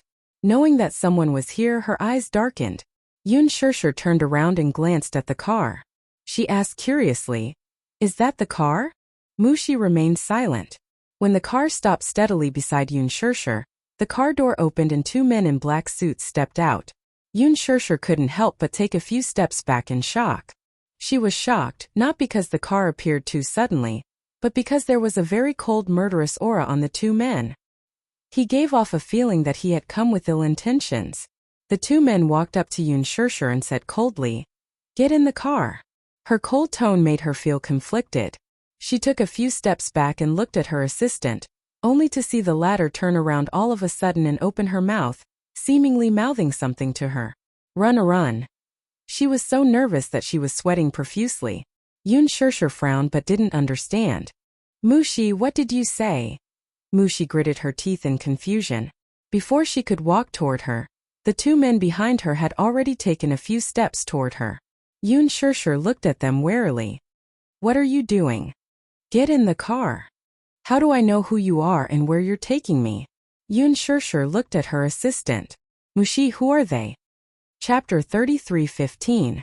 Run! Mushi screamed hysterically all of a sudden. She rushed over, grabbed Yun Shirshir's hand, and ran in the opposite direction. Yun Shirshir was stunned and did not understand what had happened. However, when she saw Mushi's nervous expression, she also became nervous and subconsciously ran with all her might. However, they were women after all. Mushi was wearing sports shoes and could run fast, but Yun Shirshir was wearing wedge heels and could not run fast at all. Yun Shirshir heard the footsteps behind her and nervously kicked her high heels further away and ran barefoot. Her feet were scraped by the cement floor and were bleeding. However, in less than 10 seconds, they were quickly caught up by 2 men in black. One in front and one behind, they surrounded them. Mushi became nervous and immediately reached out to block Yun Shirshir. She looked at them in shock. What are you guys trying to do? Hand her over. No. Mushi shrieked. You can't take her away. Don't forget your deal with the boss. One of the men threatened coldly. Take her away and we'll let your parents go. This is the agreement in the deal. Mushi bit her lip hard and stood firmly in front of Yun Shirshir. Her eyes were red. You can't hurt her. You're not allowed to say anything. This is an order. One of the men kicked her away and she fell to the ground. Yun Shirshir was about to help her up when the other man stepped forward and pulled her in front of him. He took out a pair of handcuffs and tied her hands behind her back, not allowing her to struggle. Mushi shrieked when she saw this. No. Yun Shirshir was even more baffled. She did not know what kind of drama was going on. Why would 2 men appear out of nowhere with such menacing looks? She panted and questioned. Who are you guys? Yun Shirshir. Our boss wants to see you. Tie me up and bring me to see him. Compared to Mushi's panic, Yun Shirshir was much calmer. She sneered and said, Is this your boss's sincerity? This is the boss's order. What's your motive? Yun Shirshir looked at Mushi and asked anxiously. Mushi, what's going on? Mushi was scared out of her wits. Trembling, she broke down and cried, Shirshir, I'm sorry. I'm sorry. I'm sorry. She kept apologizing desperately, but Yun Shirshir was even more confused. She did not know what she was apologizing for. Why are you apologizing? Shirshir, I'm sorry. I'm sorry. I'm really at my wit's end. That's why I'm feeling dizzy. What exactly are you talking about? Before Yun Shirshir could understand the situation, the man behind her grabbed her hair and pulled her toward the car. Let go, she roared. Don't touch me. Shirshir. Mushi pounced forward and knelt in front of the 2 men. She kept kowtowing and begging. Don't hurt her. I'm begging you. I'm begging you. She's innocent. The man kicked her away. Mushi clutched her chest and fell to the side. When she saw Yun Shirshir being stuffed into the car, she endured the pain and pounced on the car door. I'll go with you, okay? Let her go. Please let her go. Chapter 33:16. However, the man ignored her and slammed the car door shut. Her hand was pinched hard by the door. Mushi let out a shrill shriek. The man walked in front of her and kicked her in the chest. The next moment, her body was like a piece of broken paper as she flew out and hit the stone wall at the side. The back of her head hit the stone wall hard. An earth-shattering darkness enveloped her. Her body went limp and she slid down the wall to the ground. Her eyelids drooped loosely. The car door closed. Yun Shirshir nervously pressed herself against the window. She looked at Mushi, who was lying on the ground, and shouted something. However, the car's soundproofing was excellent, so her voice could not be heard. Mushi tried to lift her heavy eyelids, but she could only watch as the black car sped away and disappeared from her sight. Shirshir. Yu sat in the study feeling uneasy. Ever since Yun Shirshir left, he felt uneasy for some reason, as if something big was about to happen. This was probably the magical telepathy between mother and son. On the other hand, he felt that Mushi was too strange today. She looked absent-minded, evasive, and inexplicably guilty. He inadvertently caught her looking at Yun Shirshir with remorse, pity, and guilt in her eyes. This made him feel that something was amiss. He sent Li Hanlin to investigate the charity banquet, but there was still no reply. Impatient of waiting, he called again to urge him. Li Hanlin quickly found some clues. I've checked all the channels, but there's no news of a charity banquet being held in the capital tonight. Hearing this, Yu stood up abruptly with a look of astonishment. What? Yu, the charity banquet you mentioned doesn't exist. What's wrong? What's your motive for asking about this? My mommy said. Yu suddenly felt his throat go dry. My mommy said that we're going to attend a charity banquet tonight. Impossible. Li Hanlin said. There's no charity banquet. How is that possible? Shit. Yu suddenly realized something. Just as she was about to hang up the call, she suddenly thought of something and ordered, Mushi.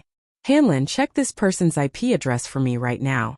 Find out what's her IP address. Yes, I understand. Sensing the anxiety in his tone, Li Hanlin didn't ask any more questions and immediately agreed. Yu Yu rushed out of the door and chased after Yun Shirshir. At the fork in the road, he deliberated for a few times and a road map appeared in his mind. One road led to the city center, while the other led to the remote southern suburbs. He immediately ran along the secluded road the next day. After running for an unknown amount of time, he saw a person lying on the ground from afar.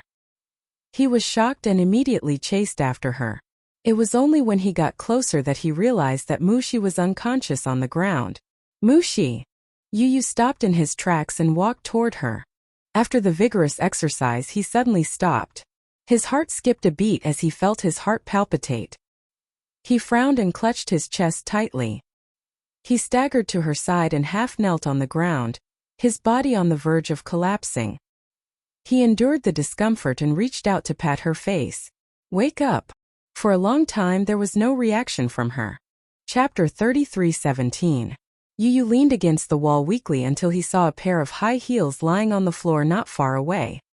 He immediately forced himself to walk over and pick them up. He immediately recognized them as his mommy's high heels. He would occasionally tidy up the cloakroom for his mommy, so he recognized them. Oh no! Yu Yu immediately called Li Hanlin, but the other party replied that they could only trace the IP address to an overseas IP. Hence, their ability was limited and they could not find the final IP address. Even Li Hanlin could not find it. It seemed that this had something to do with the dark web. A white light flashed across Yu Yu's mind. He realized something and immediately called Gong Jie via video call. The video call was quickly connected. Gong Jie was a little surprised that he would take the initiative to call, but before he could ask, Yu Yu quickly explained the situation to him succinctly.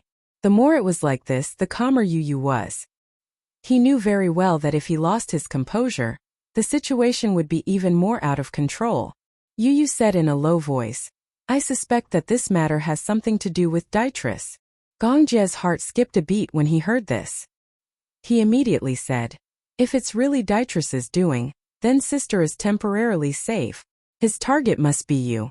Yu Yu, protect yourself well. I'll start investigating right away. Okay. Yu Yu ended the call and sent a location to Muyaja. However, he soon fainted from exhaustion. After Yun Shirshir was forced into the car, her hands were tied behind her back, her eyes were blindfolded, and her mouth was taped. However, even if they did not seal her mouth, she would not foolishly scream. The car drove for a long time. She was on tenterhooks as she did not know where this car was taking her. Kidnapping? Yun Shirshir thought carefully and felt that there were many suspicious points about Mushi, especially today when she stammered and evaded the topic. She looked very guilty, but for some reason, her gaze toward her was filled with regret and hesitation. Previously, when she gave her the invitation, her expression was very strange. She wanted to give it but did not want to at the same time. When she said that she did not want to attend, Mushi looked very anxious. When she said that she wanted to attend, Mushi's eyes were filled with hesitation and regret. Although it was a charity banquet, the car in charge of picking her up was so far away and so remote. Moreover, when the car stopped beside her, Mushi seemed to know that something like this would happen. She even mouthed the words to tell her to run. Yun Shirshir recalled the conversation between the two men and Mushi. Deal and agreement. These two terms clearly indicated that Mushi and these two men knew each other. She was betrayed? Thinking of this possibility, she bit her lower lip in despair. She trusted her assistant so much, but in the end, the person closest to her betrayed her. At this thought, Yun Shirshir's heart turned cold. It was as if her blood had been sucked away. Along the way, she kept calculating the distance in her heart. The car drove for more than half an hour. At this speed, they had driven about 60 kilometers. Finally, the car came to a steady stop and she was forced out. Immediately after, she heard the sound of a ship's engine. The pier? The port? Judging the time, it was already evening. Chapter 33:18. She struggled repeatedly as the two men held her down on both sides. According to Mushi, the charity banquet was held on a cruise ship. Could it be that they were going to send her on a cruise ship? If that was the case, it would be impossible for her to escape from the vast sea. Should she jump into the sea? That was the same as courting death. To her, a cruise ship was simply a prison on the sea. Her struggles were not worth mentioning to the two men. The more she struggled, the more ruthless they became. With a chop of a hand, she only felt a dull pain at the back of her neck. Her brain instantly went numb and she fainted. When she woke up again, she opened her eyes and found herself in a luxurious room. The thing that was used to cover her eyes and seal her mouth was gone. Beside her, a group of unfamiliar women were busy. Just as she was about to sit up, she realized that the handcuffs on her wrists were still there. She had a splitting headache. It seemed that the man had used too much force in his chop, resulting in the aftereffects. Her head was throbbing with pain as if her brain was turning upside down. Suddenly, she felt something strange on her body. Half of her shoulder was exposed to the air. She looked down. She didn't know when, but someone had changed her into a dress. It was a strapless fishtail dress that accentuated her exquisite figure. The exquisite and gorgeous outfit made it seem as if she had not been kidnapped, but that there was an important and eye-catching banquet waiting for her. "What are you doing?" Yoon Shirshir questioned them sternly. "What exactly are you doing?" However, the few women in front of her did not seem to hear her. They did not even turn their heads as they busied themselves with the things at hand. Yoon Shirshir could not help but wonder if they did not exist in the same space as her, or if they were all deaf and could not hear her. A woman dressed as a servant walked over with an expensive diamond necklace in her hand. It seemed that she was going to put it on her. Yoon Shirshir struggled to retreat and shouted at her at the top of her lungs. "Get lost. Don't touch me." She shouted so loudly, but the woman in front of her still did not seem to hear her. She was like a puppet that had been wound up and had no emotions of her own. The more this kind of environment was, the more creepy it was. Looking at the expressionless women who looked like walking corpses in front of her, Yoon Shirshir's heart fell into the abyss of despair. Who could tell her what was going on? "What are you trying to do?" Her voice trembled violently as she stared straight at her. She watched helplessly as she tied the diamond chain around her ankle. It was an anklet. The cold touch made people feel that the beauty of the diamond was extremely strange. The soundproofing of the room was very good. However, Yoon Shirshir looked around and could vaguely tell that they were on a cruise ship. That was because she could vaguely hear the sound of wind and waves outside the room. On the deck, there were people walking to and fro. Every footstep made her tremble in fear. There was a kind of despair of being alone and helpless, immediately surrounding her. "Help, save me," she shouted helplessly in her heart, but she didn't dare to shout. Every minute and every second passed extremely slowly. However, she didn't know what she was about to face. Chapter 33:19. After the women packed up their things, they left one after another. She was the only one left in the huge and luxurious room. Yoon Shirshir was in a state of torment. She leaned against the headboard and shivered. She wanted to stay calm but forgive her. In such an unfamiliar and cold environment, she didn't know if this would be the last moment of her life. After an unknown amount of time, the sound of footsteps came from outside the room. The footsteps stopped outside the door, and the next second, someone pushed the door open and walked in. She saw 2 rows of black-clothed men enter in a single file. The last man who walked in wore a long coat and combed his hair back. He looked old, about 50 years old. His face was full of wrinkles. At the same time, a ferocious-looking blade stretched across half of his face. His facial features were deep, and it was obvious that he wasn't of Asian descent. He wore sunglasses and held a cigar between his fingers. He looked aggressive, and it was obvious that he was a vicious person. One's appearance was born from one's heart. She believed in this saying. Some evil people could be told at a glance that they were evil people who committed all kinds of crimes. For example, this man had a pair of thick, messy eyebrows and downturned lips, giving people an unapproachable feeling. His subordinates seemed to be in awe of him. They kept their heads down and didn't dare to look him in the eye. Yoon Shirshir looked at him, and her heart skipped a beat. She guessed that it must have been her idea to kidnap her here. She sized him up for a while, and the man was doing the same. He stared at her for a while through his sunglasses. Even with the sunglasses, it couldn't hide his sinister gaze. It was hair-raising. Yoon Shirshir was a little shocked by his gaze. Her lips trembled as she gritted her teeth and asked, Who exactly are you? The man exhaled a puff of smoke. He narrowed his eyes and took off his sunglasses. His eyes were like an eagle's beak, and they were aggressive. When he opened his mouth, a thick smoke came out. However, what came out of his mouth was an authentic American accent in English. This woman's model isn't bad. Yun Shirshir knew that he didn't understand English, so she questioned him in fluent English.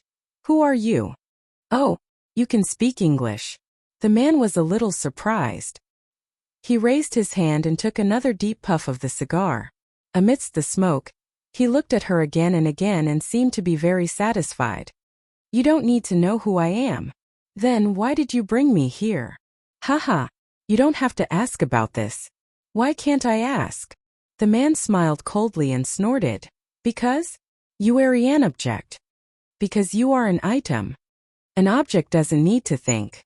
Yun Shirshir's heart skipped a beat when she heard this. She was even more confused and couldn't figure out what his purpose was. Item. She was not an object at all. Yun Shirshir wanted to say something, but the man turned around and quickly left the room. The door closed again, isolating her from the world. Yun Shirshir sat on the spot in a daze, her heart in a state of extreme panic. The sound of the waves outside the window became clearer and clearer. She closed her eyes in despair. She only hoped that she would be taken away from here as soon as possible. When Yu woke up, he was in the hospital. Muyaja and Shaoqin were sitting by the bed. When they saw that he had woken up, they immediately surrounded him. Chapter 33:20. Shaoqin asked, Yu, are you alright? By the time Daddy and I arrived, you had already fainted. You scared me out of my wits. Yu immediately sat up and surveyed his surroundings. Realizing that he was in a hospital, he asked anxiously, What time is it now? 9 p.m. 9 p.m. It had been 3 hours since they lost contact with his mother. Yu broke out in a cold sweat. He did not know if his mother was safe or not. For 3 hours no news was the best news. He suspected that this was Dietrich's doing. If that was the case, then he must have taken his mother away to target him. What if that was not the case? If the person who kidnapped Mommy wasn't Dietrich, then Mommy's safety wouldn't be guaranteed.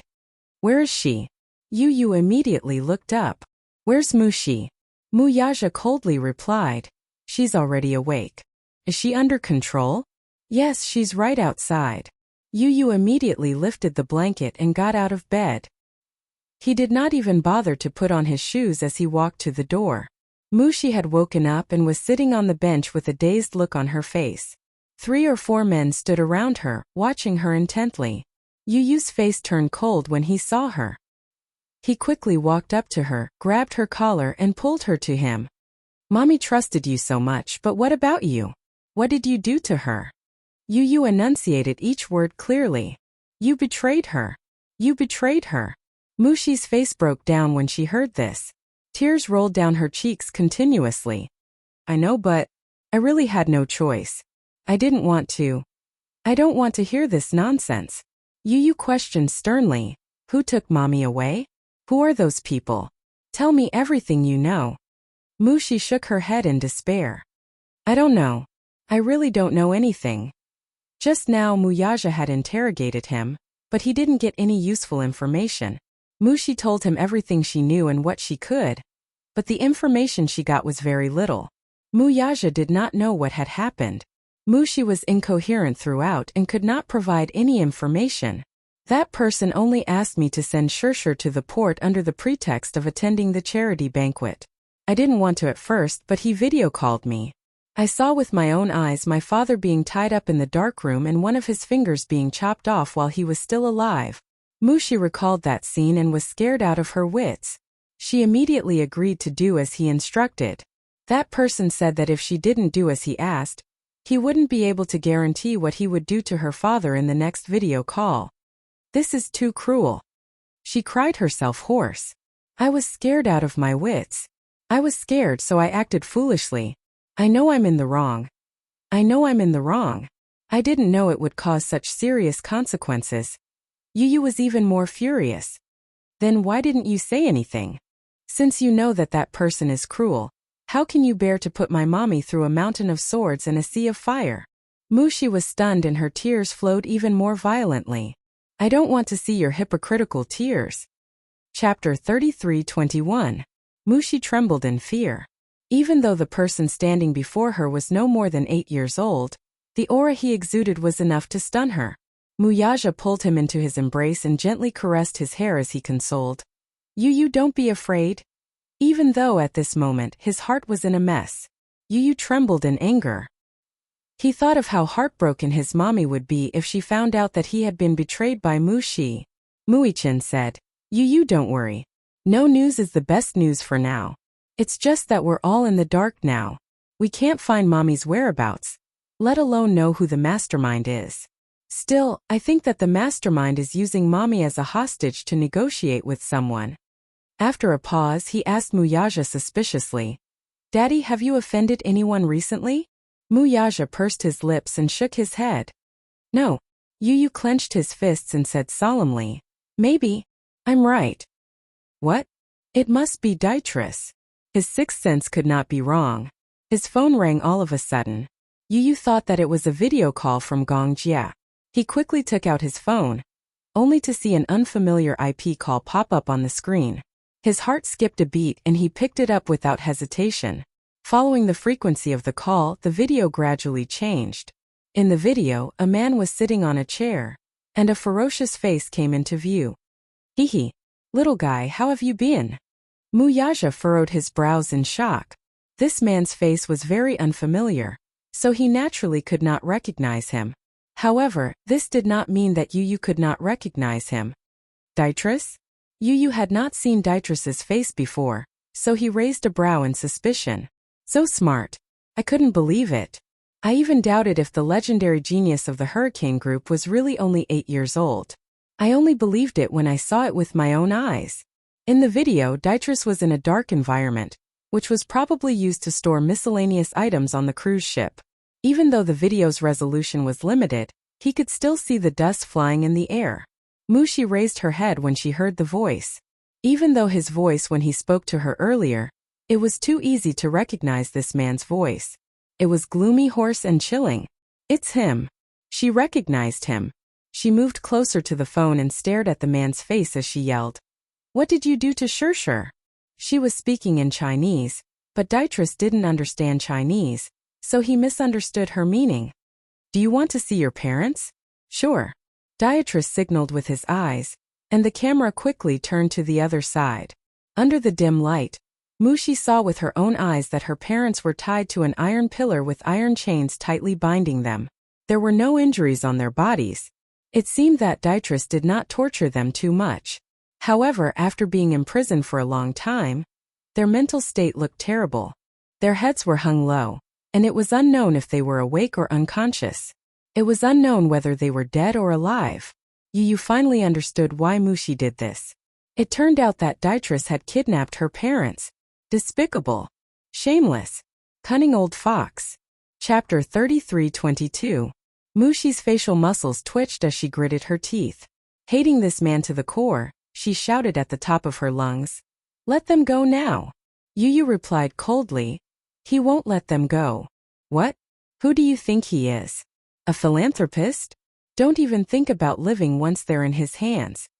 The next second, Dietrich's voice was heard in the video. According to our agreement, I should have let them go. However, it's a pity that you've broken your promise. Our deal is no longer valid. What I promised you naturally doesn't count either. Mushi, who did not understand English, was at a loss. However, she soon saw 2 men step forward and untie the ropes binding them. They then fell limply to the ground. Ah! She cried out nervously. She saw 2 men holding her father and mother by the collar and walking to a cabin door.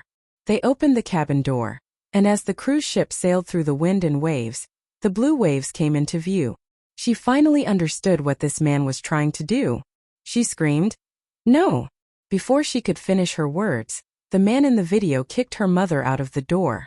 Her body sank heavily into the sea and was quickly swallowed by it. Ah! Mushi watched this scene in disbelief. She fell to the ground in a daze as big drops of tears rolled down her cheeks. Her whole body trembled violently as she looked at the camera again. In the video, Mushi's father woke up abruptly. He looked at the man and opened his mouth to scream. Mushi thought that he was too frightened to speak, but Yu knew very well that the reason he was screaming was not just out of fear but because his tongue had been cut off. How cruel! Yu clenched his fists tightly. The next second, Mushi's father was pushed out of the door. His body sank into the sea, but he quickly floated up. He kept struggling, but he was soon swallowed by the waves created by the cruise ship. Mushi broke down and screamed, "No!" The cabin door was closed. Dietrich's cruel methods were hair-raising. Muichen was dumbfounded as his heart clenched tightly. He was not in the mood to care about Mushi's parents. Instead, he was worried about Yun Shirshir's safety. Dietrich was vicious and merciless. He did not say a word of nonsense. Just like the scene just now, he was ruthless and decisive. There was almost no hesitation in killing them. It was as if two lives were as lowly as grass in his eyes. There was no doubt about this, though. After all, he was the boss behind the dark web. His business of kidnapping women from all over the world and selling them at a high price.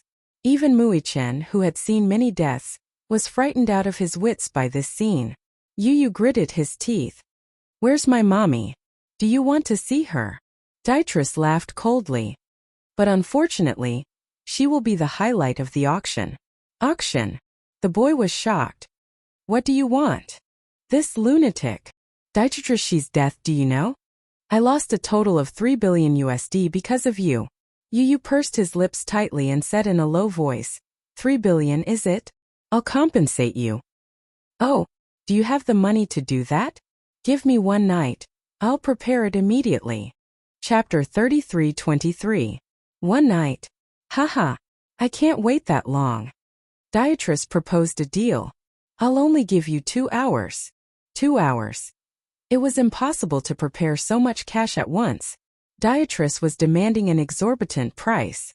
It was not that he did not have the ability to fulfill it, but the reality was that it was already the middle of the night. Even if there was an account turnover, there would be backstage operations. What he wanted was cash. Where would he get so much? $3 billion. Not every bank had such a shocking amount of foreign reserves. Moreover, the banks were closed now. If he urgently informed the bank management that he needed to withdraw $3 billion in cash, it would be as difficult as ascending to the heavens. Moreover, he had to appear at the port in 2 hours. Otherwise, his mother's safety would be in danger. However, if he relied on the Hurricane Group, $3 billion would not be difficult. As far as he knew, most of the transactions of the Hurricane Group were cash transactions. Therefore, for the Hurricane Group, it would not be difficult to come up with $3 billion in cash. However, it would take some time for the Gongjia to arrive from the Hurricane Group. Dietrich said, "Remember, I want cash." 2 hours later, "I'll send someone to pick you up at the port. If you can't wait for the $3 billion, don't blame me. It's not like I didn't give you a chance." Yu could not care less and agreed immediately. "Okay. I promise you. Remember, 2 hours later you have to come alone with cash. If you bring someone else, my bullets won't have eyes."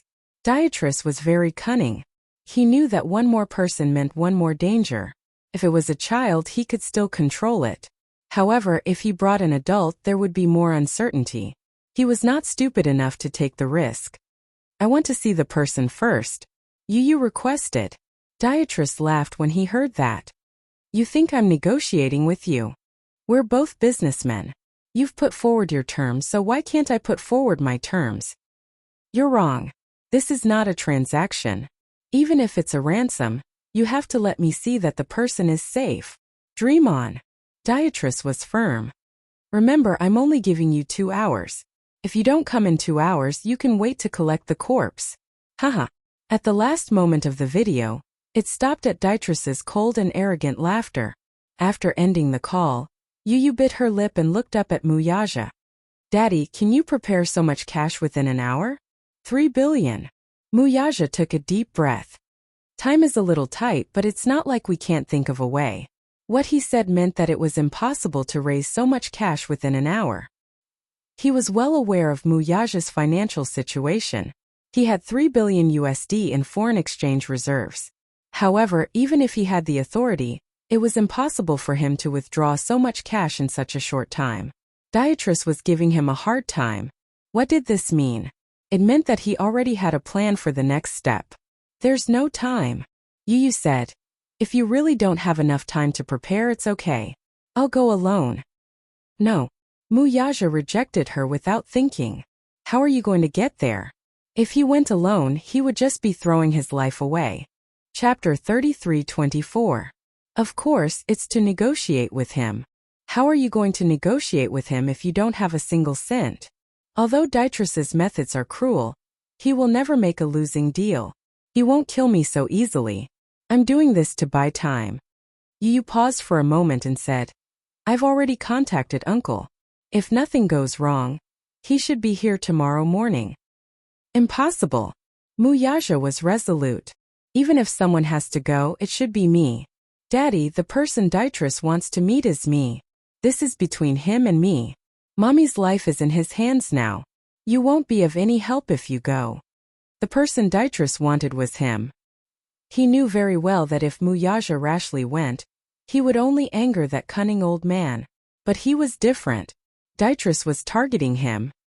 He was confident and believed in Wuxia and Gongjia. The purpose of leaving Wuxia behind was to let him help Gongjia. He was going to buy time. Opportunity always came with danger. How could one catch a tiger cub without entering the tiger's den? Yu smirked and said, This is my fault. It's my fault for not killing him. I implicated Mommy. Since that's the case, I should take responsibility. Wuxia squatted down and grabbed his shoulders tightly. You want me to watch you take the risk? I won't be stupid enough to do something I'm not confident in. Daddy, don't you know me? Yu pretended to be relaxed. Daddy, don't tell me you don't believe me? Wuxia was silent for a moment. Wuxia suddenly said, Daddy, I'll go with you. No. Yu said, You can't go. You'll be sending yourself to death. Yu, we can't go without either of us. I'll go with you. Trust me, I can definitely protect you and Mommy. Are you crazy? Yu said angrily. Do you know where that is? Do you even understand him? Do you know how dangerous a person he is? You say it so casually, but the real situation is very dangerous, do you understand? Of course I know. Wuxia interrupted him. Holding his hand, he smiled and said, That's why I want to be with you. It's because I know it's very dangerous, so I can't let you go alone. He held Yu's hand tightly, his eyes filled with sincerity. Yu, listen to your brother, okay? Otherwise, I'll feel like a useless person. Yu looked at him and saw the determination in his eyes. He couldn't refuse anymore. The telepathy between the twins allowed him to see Wuxia's firm conviction. Suddenly, he held his hand tightly and smiled. Okay, let's go together then. Wuxia was elated. Seeing that Yu had finally relented, he nodded heavily. Yu said to Wuxia, Daddy, you'll be in charge of sending us to the port. Then get Uncle as soon as possible. Xiaoqian and I will be waiting for you. Impossible. Wuxia gritted his teeth and said, I can't do it. He couldn't do it if he went with them and his life was uncertain. He couldn't lose any of them. Chapter 33-25. Yu suddenly hugged him and hugged his shoulders. His eyes were red as he said, Daddy, I'm begging you, okay? Trust me this time and trust your two sons' abilities. Wuxia clenched his fists tightly. He suddenly released them and gently hugged the two little lads. Wait for me. Okay. 2:00 in the morning. It was midnight. The night was dark and gloomy. Dark clouds covered the moon and it looked like it was going to rain heavily. The car sent Yu and Xiaoqian to the harbor early and left quickly. Xiaoqian held onto Yu's hand tightly and didn't want to let go. The two little lads stood at the harbor. The night wind was very strong and the cold sea breeze made their cheeks hurt. Yu, do you know? Actually, I'm not stupid at all. Most of the time I know a lot. It's not like I don't know how to solve those math problems. Yu was stunned and turned to look at him. Memories of their first encounter flashed through his mind. The two of them sat on the Ferris wheel and faced each other. He clumsily counted with his fingers in front of Yu when they were faced with a math problem. Yu mocked him mercilessly. You're not smart enough, so you're using your height to make up for it? From the first time they met, Xiao Chen had the impression that he was stupid. What's 4 plus 5 plus 6 plus 7 plus 8 plus 9 plus 10? I'll give you 10 seconds to figure it out. Little Chen immediately began to count them one by one with a serious look on his face. Yu looked at him speechlessly. He thought to himself, did this brother of mine really come from the same womb as me? How can he be so stupid? But what was the truth? Xiao Chen wasn't stupid. On the contrary, he was very smart and knew how to pretend to be stupid. That was why he had an excuse to pester Yu and kept asking him to teach him math problems. At that time, Yu wasn't close to him and his daddy. It seemed that this was the only way to get close to his arrogant younger brother.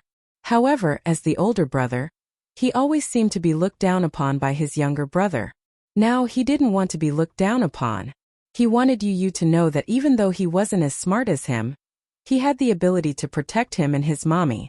Yu, daddy, mommy, and I lived together in the same house together. What do you think? He still remembered how he stood in front of him and confessed his feelings. I like it very much. I like mommy and I like you. I want to live together as a family. Like this. That's the feeling of home, isn't it? You. I definitely won't snatch your mommy from you. On the contrary, you'll still have daddy's love and my love. Between the three of us, we'll spoil you, okay? Yu snapped out of his thoughts and smiled, but his eyes were tearing up. He was a clear-minded person. How could he not know that Xiao Chen was pretending to be stupid? As the older brother, he was deliberately giving in to him.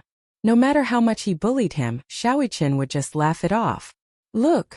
Xiao Chen raised his wrist and waved it in front of Yu. Do you still remember this necklace? Under the moonlight, the amethyst necklace on Mui Chen's wrist shone brightly. Of course I remember. Yu raised his wrist and put it together with Yu's. The identical amethyst necklace on both wrists was beautiful and in sync. Chapter 33:26. I swear I'll protect you forever. Little Chen's fingers interlocked with his brother's tightly. The twins had a tacit understanding of each other, so there was no need for words. They could understand each other's hearts. Not far away, the sound of a ship's engine could be heard. However, the cruise ship did not approach the port. Instead, it sent a yacht over. Yu held onto him with one hand and carried the suitcase with the other until the yacht sailed towards them. There were 2 men on the yacht. When they approached the port, they were shocked to see 2 identical children standing together. Why were there 2 children? Wasn't there only one? Moreover, where was the 3 billion in cash that they agreed on? Don't tell him that the money was in the suitcase that the child was carrying. How much money could such a small suitcase contain? The 2 children looked too similar. In the past, Yu was much shorter than Xiao Chen. However, in the past year, Yu had grown rapidly and was gradually catching up to Xiao Chen's height. The 2 of them were almost the same height, so it was even harder to tell them apart. Why are there 2? The man muttered in English. Yu said calmly, isn't it better to have 2 people as hostages? This isn't a losing deal. The man immediately picked up the radio and made a call. It was obviously to Dietrich. No one knew what he said. After hanging up, he came ashore and snorted coldly. No matter how many people there are, we have to follow the rules. Yu handed the suitcase to him calmly. How much is here? Yu said calmly, $500 million. The man took the suitcase and was about to open it when he realized that there was a combination lock. This combination lock was different from other common combination locks. This combination lock consisted of 5 digits and an iris recognition system. It was difficult to crack a 5-digit combination lock. Moreover, it was set up by Yu. Combination lock? The man ordered in broken Chinese. What's the combination? Who do you think you are? You can't tell me the password until I see your leader in person. Yu wasn't stupid. He knew that if he wasn't prepared to pay that much money, Dietrich wouldn't let him board the cruise ship. Then, he wouldn't be able to see his mother, let alone negotiate with Dietrich. Therefore, he specially prepared $500 million. That phone call just now was the man following Dimitri's instructions on how to deal with it. However, from the looks of it, his guess was right. If he took the briefcase away, there was no need for him and Mui Chen to keep their lives. Yu saw a gun on his waist. That gun must be used to end his life. Dytrus must have told his subordinate to kill him as soon as he got the cash. Therefore, he had specially set up a strict password lock. Of course, he would not hand over the password lock so easily. Otherwise, once he got the money, they would be shot on the spot and their bodies would be thrown into the sea. Yu had made a careful plan beforehand. He even knew Dytrus's trump card. This man was so cunning that he had to be on guard. Otherwise, he wouldn't have brought Muichin into danger. The man was indeed annoyed. He immediately pulled out his gun and pressed it against Yu's forehead. He said fiercely, "Are you playing with me?" Chapter 33:27. You've misunderstood. How dare I joke around with my life? Be smart and hand over the password. If I tell you the password, I'll be shot between my eyebrows by this gun in your hand and drown in the sea. His words were truly shocking. The man widened his eyes and immediately reacted. He pressed the muzzle of the gun even tighter. Do you believe that I'll kill you right now? The cold pistol was emitting cold air from the pitch-black hole. Muichin was so nervous that he broke out in a cold sweat. He was even prepared to grab the gun at any moment. Yu was calm enough.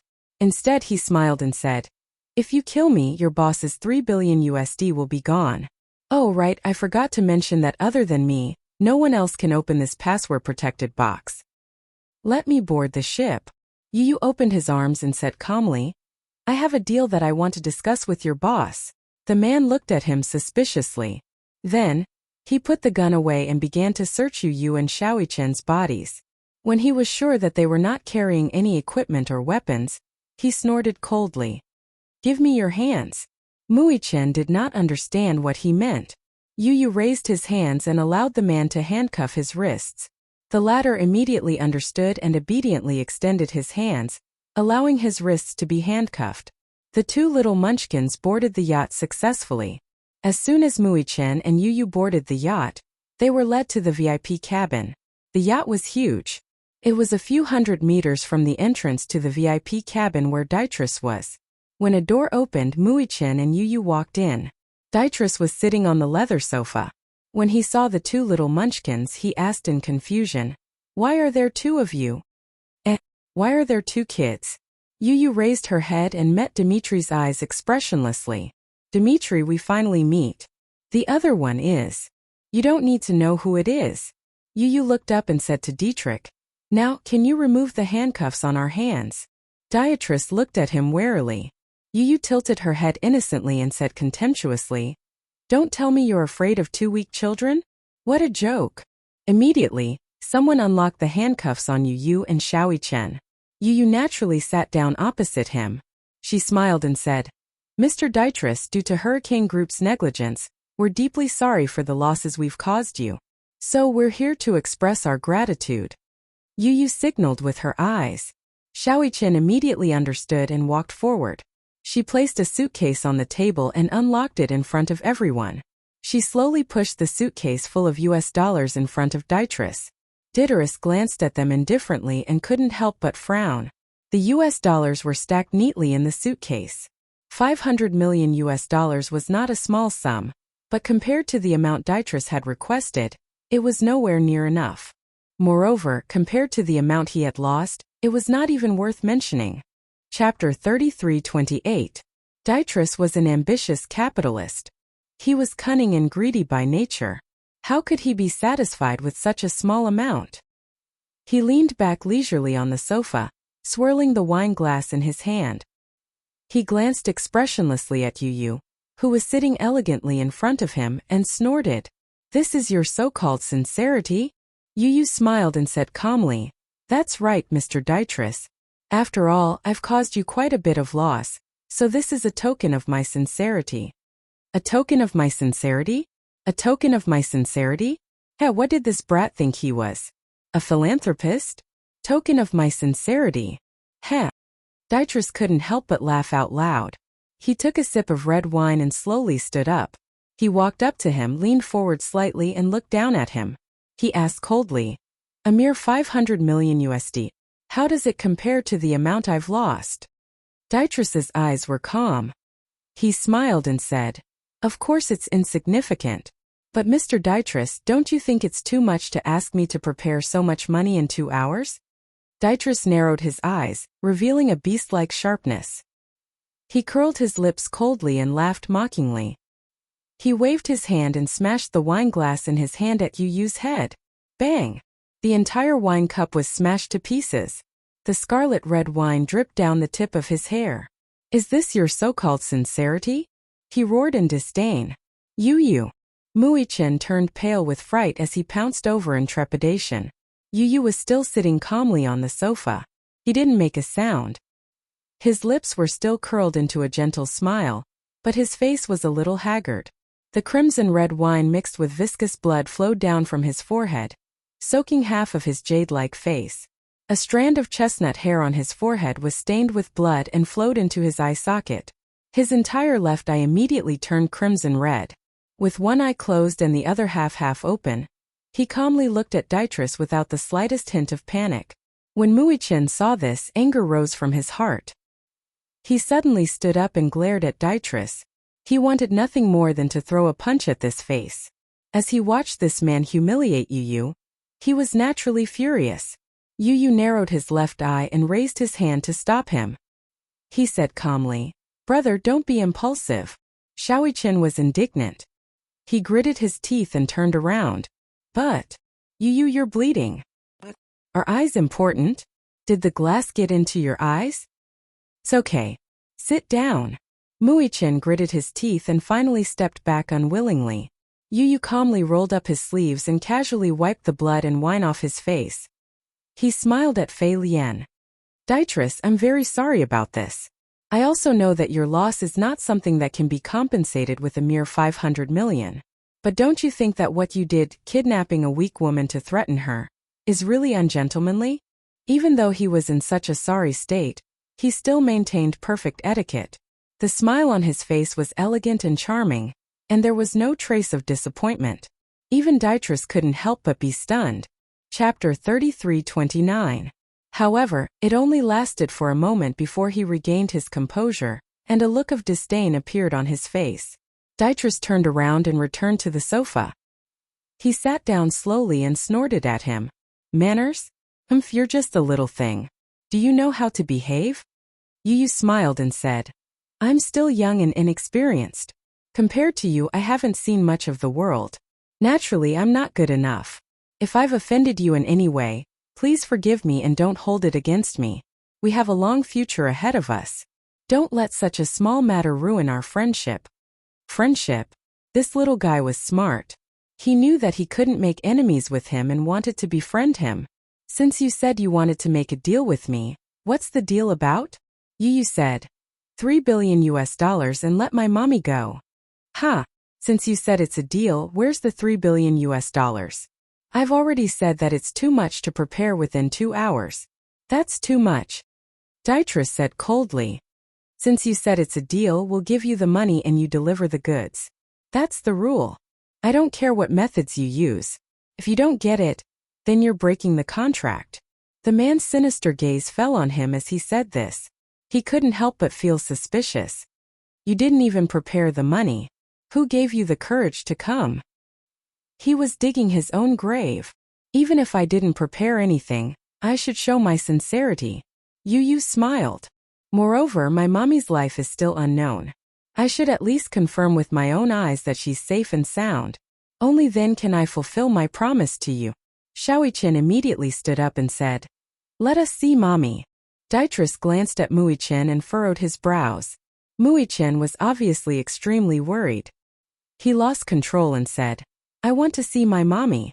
Let me see her. Dietrich raised his brows and tapped his fingers on the sofa's armrest. He laughed and said, What a filial child. It's rare for someone to be so protective of their mother. He gently waved his hand, and one of his men immediately stepped forward. With a bang, he threw a punch. Shaoichin was caught off guard and was hit squarely by the punch. His body fell to the ground, and the huge force caused his head to shake. He shook his head, but in the end, he couldn't withstand it and fainted. Since he wants to see his dear mother, let him see her. Yu Yu stood up nervously. What are you doing? The subordinate beside him immediately raised his leg and swept him to the ground. Yu Yu frowned in pain but did not make a sound. He gritted his teeth and raised his head. Daitra said coldly. Go and lock this little thing up with that woman. Understood. The subordinate walked over and grabbed Shaoichen's collar with one hand, easily lifting him up and dragging him out. The door closed again, leaving only Yu and Daitris. Yu looked worriedly in the direction of the door. His face was full of fear, but there was a victorious smile in his eyes. He struggled to get up from the ground and said, Give me 5 hours. I'll fulfill my promise. Chapter 33:30. Daitris narrowed his eyes dangerously. You want to talk terms with me? Yu smirked. I'm in a weaker position now. What right do I have to talk terms with you? You can take this as a request. He struggled to get up and walk to the table. He pushed the suitcase over and said slowly, The money here is a token of my sincerity. Please give me 5 hours. After 5 hours, I'll prepare 3 billion and present it to you. Daitris suddenly stood up and grabbed him by the collar. He pulled him in front of him and said darkly, After 5 hours? Brat, you can't be playing some kind of trick with me, right? How would I dare to play tricks with you? Yu's collar was grabbed by him and his throat was locked by his collar. He was a little out of breath and his face was slightly red from suffocation. However, he still said calmly, My mother and brother are in your hands. With these 2 bargaining chips in my hands, how would I dare? Daitris stared deeply into his eyes. Suddenly, his lips parted, and a sinister smile appeared on his face. Ha ha ha. All right. Daitris let go of his collar. I'll give you 5 hours. Don't disappoint me. If there's even 1 cent less, don't blame me for throwing the 3 of you into the sea to feed the fish. Yu heard this and finally heaved a sigh of relief. He looked at Daitris and his back was covered in cold sweat. He smiled and said, Thank you. There was a huge cellar under the cruise ship. It had always been used as a warehouse. A few crew members dragged Muichin by the collar and dragged him to the cellar. They opened the lock. Damn it. It smells like mold. In the cellar there was a huge iron cage. This kind of iron cage was usually used to transport beasts or rare animals. In Daitris's case it was used to smuggle people. Yun Shirshir was trapped in the cage. Although the cage had been wiped clean, the smell of blood could still be smelled. Needless to say, this cage had taken someone's life before. However, she did not feel afraid. Or rather, she had a certain conviction in her heart. Heaven helps the worthy. At least, she knew in her heart that she would not die for the time being. Even though she couldn't figure out the intentions of the man who locked her up here, she vaguely realized that he ordered people to dress her up in such beautiful clothes to show off to others. Auction. She had heard the word pop from his lips. Yun Shirshir would never have thought that Daitris was planning to auction her alive. As for this cage, it was because a living person was disobedient and was beaten to death. How could she have known that in this world, there existed such a dark network and such a terrifying auction? Put this brat in a cage. Muichin opened his eyes slightly.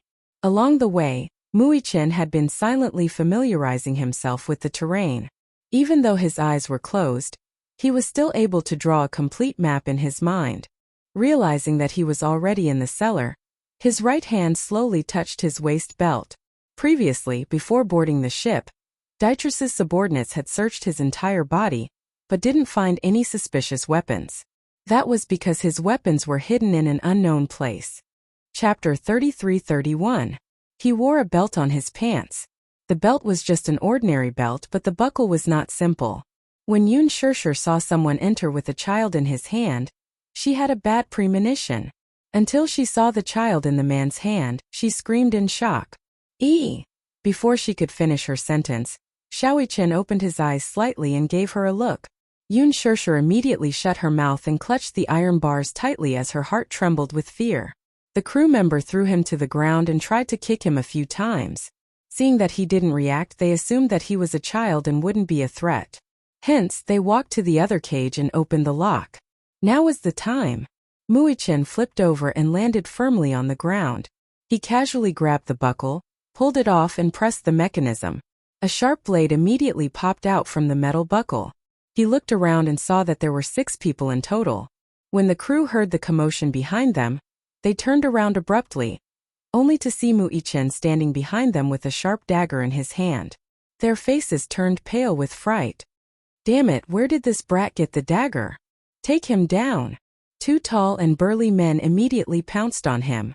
They originally thought that the child would be scared witless, but they didn't expect Xiaoyichen to charge at them. The two men immediately took out their machetes and slashed at him. Xiaoyichen nimbly dodged their attacks and grabbed the man in front. He gripped the man's wrist tightly with such force that the man cried out in pain. The machete fell to the ground with a clang. "Ah!" Xiaoyichen sneered and jumped up. His hands held the man's waist tightly, and he used the man's strength to twist his legs around the man's neck like a pair of scissors. He twisted his neck fiercely and spun it in a dazzling manner. The man's neck was tightly gripped. Then he felt a sharp pain as the inertia threw him to the ground. His back slammed heavily against the ground, as if his spine was about to break. Xiaoyichen raised his hand and slit his throat with the sharp dagger. Blood spurted out. From the moment he made his move to the moment he killed his opponent, it took him less than 10 seconds. Fast, accurate, and ruthless, every move made one's scalp tingle. No one would have thought that a little brat would have such powerful skills. Such a small fellow was actually such a ruthless character. "Go." The man gave another order and fumbled for his gun. One of the men picked up a scimitar from the ground and charged at him. "Be careful."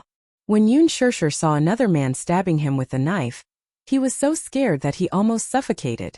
Xiaoyichen curled his lips and didn't turn around. Based on the sound of footsteps behind him, he turned around and performed a beautiful and clean roundhouse kick. It accurately hit the man's face, and the man fell to the ground with a thud. His nose was broken. The man fell to the ground. He covered his nose and wailed in pain. Xiaoyichen reached out, grabbed him by the collar, and viciously punched his throat. The man's throat made a strange sound. His eyes widened, his face stiffened, and he stopped breathing. Xiaoyichen looked up and heard the sound of a gun being loaded. From the corner of his eye, he saw a cold glint flash across his face. Chapter 33-32. The moonlight shone in through the skylight. The remaining crew members held their guns tightly and aimed them at him. They shouted in broken Chinese, "Don't move! They have guns!" Xiaoyichen's lips stiffened.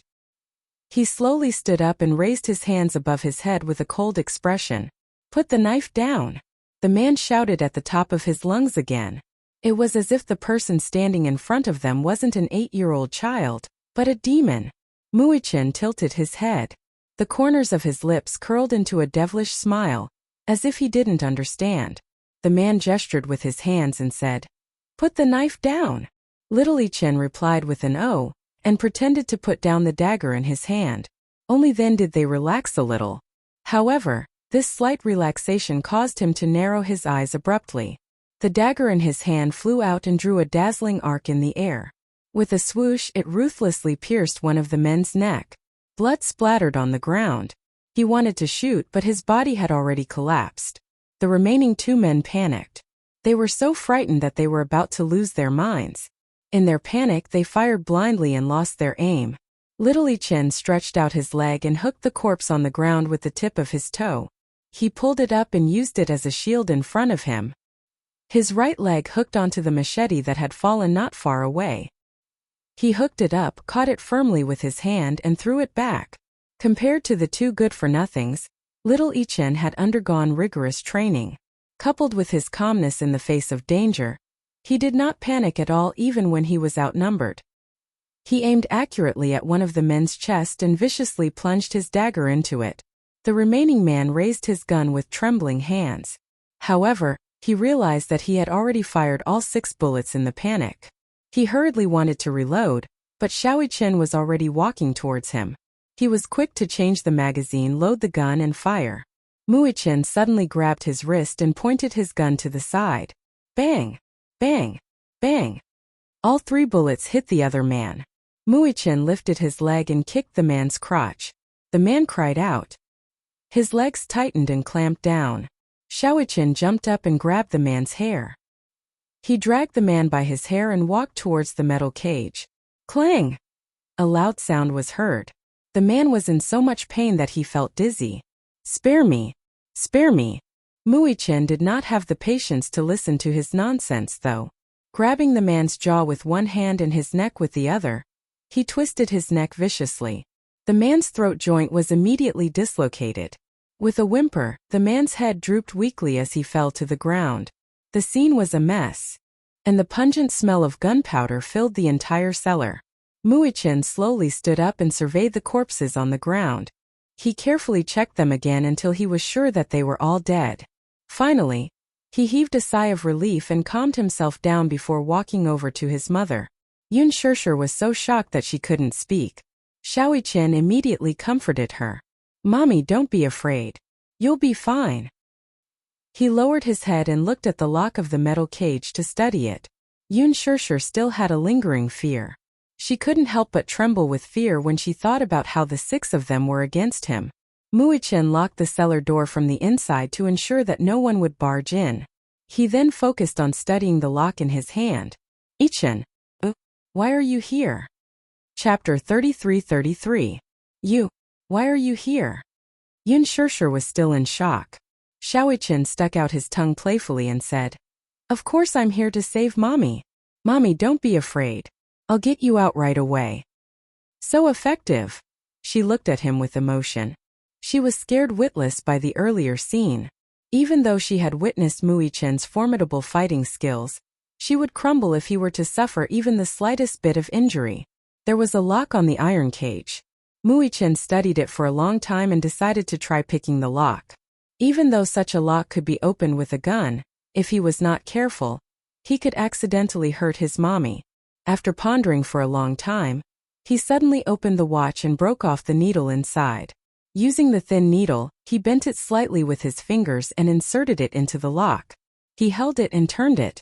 It was different from the locks he used to train with in the army. There was still some difficulty in picking this lock. After all, locks were different in different eras. With the change in technology, many of the lock-picking techniques from the past were no longer suitable for today's technology. Muichin studied it for a long time. He lowered his head and pressed his ear against the lock to listen carefully to the mechanical structure inside. Generally speaking, the internal structure of a lock was very complicated. The better the lock, the more detailed the internal structure. The key shaft, the lock core, the lock tongue, the groove, the push plate, the blade. There were more than 10 parts. If one was not very familiar with locks, they would not be able to understand the main points. However, no matter what kind of lock it was, it could definitely be picked. This was because there was no technology in the world that could make a perfect lock. The perfect tool to pick a lock would be a paper clip. However, he did not carry such a tool with him. The length of the needle on the watch was limited, and so was its stiffness. Hence, he had to be careful and hold his breath to listen to the movements inside and make a judgment based on the sound. Yun Shirshir also kept quiet and looked at him nervously. Muichin suddenly stood up. He ruffled his hair in frustration and furrowed his brows. "Is it because you can't open it?" Muichin shook his head. He was afraid that she would be nervous and worried, so he quickly comforted her. "It's just that I don't have the right tools. I'm still missing something." "What do you lack?" Muichin turned around and looked at the corpses lying in a pool of blood. He wanted to give it a try, so he searched them one by one. However, other than pistols and magazines, he didn't find anything useful. Until he found a box of chewing gum on the last person's body. He opened it and sniffed it. After confirming that there was nothing wrong, he popped one into his mouth and chewed until it was as soft as mud. Then he returned to the cage, spat out the gum, and slowly stuffed it into the lock. Yun Shirshir was dumbfounded. She didn't know what kind of technique he was using, but she didn't dare to make a sound for fear of disturbing his train of thought. It was Muichin who came up with the idea of chewing gum. When he found the chewing gum, he immediately thought that the chewing gum could be used to pick locks. Just now, he had carefully studied the structure of the lock. It was a one-word lock, so he could use the chewing gum to give it a try. However, he wasn't confident. He had only seen others try this method of picking locks, but he had never tried it himself. Chapter 33-34. After Muichin inserted the chewing gum into the lock, he pressed it with his finger until it was firmly embedded. Then he straightened the needle and inserted it in. He kept turning it, and in less than 3 seconds, there was a click and the lock popped open. Yun Shirshir was stunned the whole time. Muichin opened the lock and opened the cage door. He saw that Yun Shirshir's wrists were still in handcuffs. Chen was very familiar with handcuffs, so it didn't take him much effort to unlock it. However, the moment the lock was unlocked, there was a beeping sound coming from Shirshir's body. Beep. Beep. It sounded like the sound of some electronic device being activated. It sounded almost at the same time when the lock was unlocked. It was as if unlocking the lock had activated some kind of device. But this was just his guess. Chen couldn't help but feel that it was strange, because this sound wasn't unfamiliar to him. When he was in the army during actual combat training, he had seen the scene of bomb defusing. This was the sound of a time bomb. Oh no, could it be? Shirshir was about to get up, but Chen pressed her back down and said in a deep voice, "Mommy, don't move." What's wrong? She couldn't help but feel nervous. Seeing Chen's vigilant face, her breathing quickened. Chen immediately smiled and comforted her. "Mommy, don't be nervous. From now on you'll be in my care, okay?" "Okay." Chen held his breath and listened attentively. Following the source of the sound, he suddenly lifted Shirshir's belt. When the belt was undone, there was a time bomb placed on her waist. The reason why Shirshir didn't know about the existence of this thing was that this time bomb was installed when she was unconscious. A linkage device.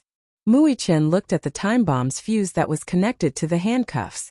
When the handcuffs were unlocked, the bomb would automatically activate and start the countdown. This was an extremely complicated linkage device. The time kept counting down. On the small rectangular screen, the numbers kept jumping. The countdown of 300 seconds was just a short 5 minutes. Shirshir naturally didn't know what a linkage device was, but when she saw the rows of explosive tubes on her waist, she immediately realized what this thing was. Her face turned pale. Bomb! Yeah. She was frightened out of her wits at once. She had seen time bombs in movies a few times. Although the design was different, the difference was that the ones in the movies were all fake. In real life, once a bomb exploded, it would not have eyes at all. If an ordinary person saw this thing, it would undoubtedly be like seeing the Grim Reaper. They would definitely be scared witless. She immediately pushed him away and said, "Hurry up and leave. Don't bother about me. He wise huns *****, mommy. I'm mommy's mommy. I'm mommy, I'm mommy. Don't chase me away. Once the bomb explodes, you'll die. Mommy, listen." Chen took a deep breath and said, "I've learned some knowledge about defusing bombs." Although he was comforting her, the reality was that there was no such thing as a bomb disposal expert in the army. Most of the time they used robots to defuse the bombs. Chapter 33-35. After all, compared to robots, human lives were more important. It was better not to use humans. The loss of a robot was small, but if a human died, it would be hard to explain. The structure of a bomb was indeed simple, but sometimes the simpler it was, the more difficult it was to solve it. Such a thing could take a human life, so it was even more difficult to test one's luck. Chen said in a low voice, "Mommy, this is a time bomb. In other words, its device is designed to be able to explode. Some bombs were made in time by pulling the fuse and detonating it immediately. The design of a time bomb could prevent it from exploding. This meant that there was a chance of survival. Even if it was very slim, there was still a chance. There were only 4 minutes left." Chen swallowed hard and slowly removed the shell of the time bomb. His hands were very fast, but it still took him 20 seconds. After removing it, what was exposed to the air was the intricate wiring inside the bomb. There were many types of time bombs. According to his understanding, there were 3 types of bombs. *******, electric detonation and black gunpowder. ******, bombs generally only needed to be removed directly. Without *****, the bomb was useless. Even a pistol could not break it. No matter what, it would not explode. Black gunpowder was a child's play. Other than that, ***** was used by the military and was more common. For someone like Dietrich, it was impossible for him to get his hands on such a thing. *****, bombs were very fierce and had an extremely bad temper. The slightest vibration would cause it to explode. In other words, as long as one stood up, the bomb would explode. The other bombs were octogenium, *****, Tien and C4. These were all extremely high-end bombs. They were rarely seen on the market. Even many terrorists could not get their hands on such things. Under normal circumstances, they would only appear in extreme situations. Moreover, the structure was extremely complicated. If one encountered these, it would be very difficult to remove them. However, after some research, Muichen found out that this bomb was an electric detonator. Usually, such bombs needed to be wired. Of course, it was not like those commonly seen on TV where one could choose between a red and a blue wire. Instead, it needed to be cut off to activate the battery and power circuit. Most of the detonation current was direct current. In this way, once the power source was destroyed, the bomb would lose its function. Without electricity, it wouldn't explode. However, it sounded very simple, but the wiring of such a device was very complicated. It was very difficult to distinguish between the power cord, the detonator cord, and the detonator cord. Muichen counted and found that there were about 10 wires. These wires were densely packed and orderly, but they were all of the same color. If he made a mistake, he would really be finished. Even if it was cut correctly, there was a certain probability of triggering a capacitive reverse detonation, which was impossible to guard against. The situation suddenly became a little tricky. Muichen fiddled with the threads, cold sweat seeping out of his forehead and trickling down his cheeks. Yun Shirshir looked at his nervous face and realized that this bomb seemed to be very tricky. If it was not handled properly, it would be fatal. Chapter 33-36. Muichen curled his lips calmly. He lowered his head and looked at the wires. He said calmly, "There are still 3 minutes before the explosion. Even if I can't save you, I can still stay with you for 3 minutes." He suddenly looked up. His eyes were red, but he said slowly, "Mommy, I promised Daddy that I would bring you home safe and sound. I can't go back on my word." He couldn't go back on his word. Daddy was still waiting for them to come home. He couldn't leave Mommy behind. Yun Shirshir suddenly choked up. "But you can't force yourself, okay? If there's really no hope, you must run. There's no need to stay and risk your life." Shaoichen suddenly smiled. He looked up at her and asked gently, "Mommy must be worried that you'll implicate me, right?" Yun Shirshir's lips trembled. "Sometimes I have to say that Mommy is really weak. You're just like a tree branch that can be broken by the wind. Take this time, for example. Mommy, you're really stupid. Do you really believe anyone's words so easily? No matter how close you are to them, they will betray you one day. But Mommy seems to be really innocent. You believe anyone's words so easily." After a pause, Shaoichen changed the topic. "So God must have sent Daddy to your side because he couldn't stand it anymore. He gave birth to me and you 2 powerful guardians. I think that protecting Mommy must be Yu's and my life's mission. No matter what, we can give up everything, but Mommy can't leave us alone." Yun Shirshir was stunned. She was extremely touched. Shaoichen smiled with tears in his eyes. "You're very kind. Even though some people in this world don't like this kind of kindness because humans are born selfish. This kind of selfishness is the root of human nature. But being selfish isn't wrong because you only have one life. Everyone wants to live well and protect themselves. But being kind isn't wrong." Yun Shirshir bit her lip hard, but Shaoichen continued. "Mommy, did you know? Before I met you, I felt that the world was cold. When she was in the Mu family, she had to be careful at every step. Everyone was scheming in the dark for their own benefit. But ever since I met you, every day with you, I feel like the sun is shining brightly. Because Mommy was really gentle. It makes me feel warm." As he spoke, he took a deep breath and wiped away his tears. "So I can't lose you. This is my bottom line." As he spoke, he lowered his head again and focused on identifying the direction of the line. Yun Shirshir smiled and planted a kiss on his forehead. Her heart calmed down and she no longer felt so fearful. The direction of each line was extremely complicated. It wasn't because the lines were intricate, but because Shaoichen had to use a lot of brain power just to mark the lines clearly. After marking the lines clearly, he had to check the direction of the lines and study the function of each line. Before they knew it, 3 minutes had passed. Shaoichen had already eliminated 5 lines. 3 of them were lead lines and the other 2 were timer lines. Chapter 33-37. However, in reality, such wires were only used to stop the timer and detonate in time. Once they were cut, the countdown would stop and they would detonate 5 seconds later. It was easy to confuse such wires with power cables. However, Muichen had some experience. The more important the wires were, the shorter and longer they were, the more dangerous they were. 120, 119, 118. The seconds continued to count down. Muichen's face was already covered in cold sweat. Sweat flowed into his eyes and blurred his vision. Yun Shirshir immediately wiped it away for him. The more he studied it, the more he hated that cunning Dytrus to the core. Damn it! How on earth did they design such a complicated circuit? Muichen ignored the cold sweat all over his body and tried to remain calm. He continued to arrange the wires.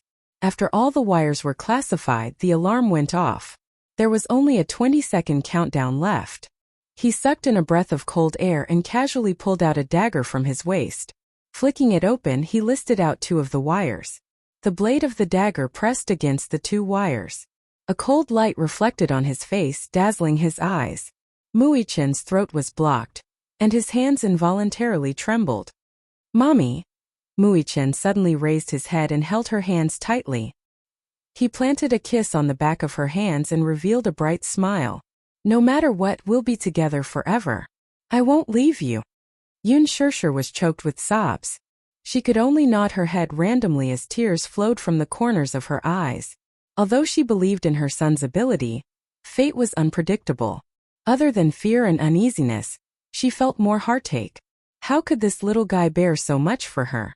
Yun Shirshir hugged him and said word by word, "I believe in you, Ichen. Don't worry. Do as you wish." Okay. Muichen pinched the 2 wires. Only one of them was a power cable. He wasn't sure if the other was a condom lead or some other wire. However, he couldn't find any other condom lead. These 2 lines were the only 2 life-saving lines that he could use to save his life. However, he didn't dare to cut off the power cord that had already been confirmed. If he cut it off, the device would have a capacitive reverse detonation. Then, cutting off the power cord would also trigger the bomb. In that case, he could only pin his hopes on another path. Although he was not that confident, it was worth the risk. Muichen gritted his teeth and pinched one of the threads. He closed his eyes and took a few deep breaths. In the last few seconds, he cut off the thread. D. The timer on the time bomb let out a prolonged sound. It was so sharp that it was somewhat ear-piercing. The number stopped at 003 seconds and didn't move anymore. Muichen was so shocked that his eyes widened. Only when he confirmed that the timer had stopped did he realize that he had cut off the fuse. However, he did not relax immediately. Just in case, he immediately cut off the power cord, and the timer immediately went off. Yun Shirshir was so nervous that she held her breath. Even when she saw the timer go off, the sweat on her face continued to roll down. Muichen finally slumped to the ground. The series of stressful events just now, especially at the critical moment, had almost exhausted all his mental strength. Now that he had relaxed, he was exhausted and weak all over. Chapter 33-38. He felt exhausted, as though he had just finished a huge battle. His mind was blank. Seeing him like this, Yun Shirshir roughly understood the situation and knew that they were out of danger. However, she still did not dare to move, for fear that the slightest carelessness would lead to another crisis. Muichen slowly sat up, wiped the cold sweat on his forehead, and smiled with lingering fear. He suddenly pounced on Yun Shirshir and snuggled into her arms. He hugged her so tightly that it was as though he had found a lost treasure. Yun Shirshir also hugged him tightly. She had held back her tears during the nervous process earlier, but now she suddenly felt like crying. "Ichen, thank you." At the most critical moment, he did not give up. Muichen cried and laughed at the same time. Even though he had amazing courage, he was still scared out of his wits just now. The reason why his hands were trembling so much was because he was really prepared to detonate the bomb. He did not expect that the heavens would favor him. This was his luck. Muichen could not be bothered to be affectionate with her. He immediately removed the bomb from her waist and threw it out of the skylight. Yun Shirshir stood up and asked in confusion, "Where are we going now?" Muichen said, "Mommy, from now on follow me. Do whatever I ask you to do." "'Kay. But," Yun Shirshir said hesitantly, "this is a cruise ship. It's no different from a prison on the sea. How are you going to take me out of here?" Muichen smiled. "So, I'm going to the cockpit right away." After a pause, he asked again, Mommy, are you scared? No. With you around, I'm not afraid of anything. Yun Shirshir shook her head firmly. Muichin smiled. That's good. Follow me. Yun Shirshir immediately lifted the hem of her dress and followed him. However, just as she stepped out of the cage, she was tripped. She looked back and realized that her long dress was caught by a metal wire. What a nuisance. Yun Shirshir gritted her teeth. She couldn't care less about her image. She tore off a large part of her skirt, revealing a pair of long, smooth legs. Muichin held her hand and opened the door, but he didn't rush out. He knelt on the deck and pressed his ear to the deck, using the sound transmission method to determine the people nearby. Through the deck, he made a preliminary judgment that there were people in the vicinity. He immediately pulled Yun Shirshir to the right. On the way here, he had already drawn a rough map in his mind. Therefore, he had a rough idea of the direction to the cockpit. Cruise ships were more or less the same. Most of the cockpits were on the second or third floor, while they were on the first basement floor. Muichin first settled Yun Shirshir in a corner. Then he went forward to open up a path. Just now, he took away the guns and ammunition from the few pitiful crew members and silenced them. He loaded the pistol and carried it on his back at the entrance of the corridor. Then he heard someone coming downstairs. From the sound of the footsteps, he could roughly tell that there were two people. He held his breath and focused. Suddenly, he thought of something and immediately put the gun back into the gun case at his waist. When the person came closer, he suddenly dodged. His movements were agile and fast like a ghost. Chapter 33-39. The other man had just taken out his gun, but before he could load it, Muichin grabbed his wrist and viciously struck his elbow joint with his other hand. In an instant, the man's arm was bent at a strange angle. Ah! Just as he was about to scream, Muichin clasped his jaw and twisted it hard, dislocating his jaw. That person looked at him in horror, as if he was looking at a scary monster. Muichin did not give him any chance to struggle. He grabbed his throat tightly and squeezed it hard, causing his throat joint to crack. He dragged the two corpses to one side and hid them in a corner. After cleaning up the scene, he returned to Yun Shirshir's side. Mommy, let's go. The reason why he did not intend to use a gun was because using a gun would cause the scene to be covered in blood. Mommy would be scared if she saw it, but this was secondary. The main reason was that if he dirtied the scene, it would be too eye-catching and it would be easy to be discovered. Compared to the tall and strong crew members, he was too skinny and small. But this was a disadvantage, but it was also an advantage. Although if they really fought, no matter how strong he was, it would be difficult for him to fight against a large number of people. But it was because he was so skinny that he was able to be as agile as a wolf. He carefully carried on his back. Along the way, after dealing with a few crew members, he brought Yun Shirshir to the cockpit. In the cockpit, the co-pilot was sitting on the chair. At this moment, a nimble figure flashed past the door and opened the door of the cockpit, quietly sneaking behind him. Before the captain could react to who it was, he was punched in the head. Muichin picked up the man's tottering body and twirled the dagger in his hand nimbly. The pitiful man only felt a chill in his throat as hot blood spurted onto the passenger seat. The stench of blood assailed his nostrils. He spared the captain's life. The little fellow quickly used the same method to escape into the engine room, leaving a crooked corpse behind as he returned to the cockpit. The captain was scared half to death. He curled up in a corner, trembling. Muichin took out his gun and aimed it at his temple. He coldly said in broken English, "Do you want to live? I'm begging you. Don't kill me." The captain begged humbly. Muichin pressed the gun a little harder. "If you're obedient, I won't kill you." Yes, I promise I'll be obedient." Muichin took out a pair of handcuffs and cuffed his left hand to a fixed position. He ordered, "Deactivate the alarm." Most cruise ships had radar warning devices. Once other ships or units approached, the warning device would be activated. The only reason he spared the captain's life was because he didn't like killing people. The captain looked weak and powerless and didn't seem to be a threat to him. More importantly, he didn't know how to operate a cruise ship. If the cruise ship lost its helmsman and lost control, the consequences would be unimaginable. To be safe, he did this. The captain nodded in a daze. He couldn't help but hesitate. Muichin stabbed the dagger in his hand into his thigh. Ah! The captain gritted his teeth and cried out in pain. Muichin grabbed him by the collar and warned him coldly. Do as I say. Yes. Yet. The captain was in so much pain that he couldn't breathe properly. He immediately pulled down a lever. There was a ding-ding-ding sound and the screen showed CLAL. The alarm had been deactivated. Chapter 3340. Continue sailing as usual. Yes. Understood. Muichin pulled Yun Shirshir into the cockpit and locked the door. Mommy, this is the safest place for now. Yun Shirshir nodded in a daze. Muichin had already cleaned up the corpses in the cockpit.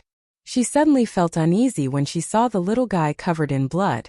She didn't want to see Muichin kill anyone, but she knew that if Muichin didn't get rid of all these people, they would be the ones getting rid of.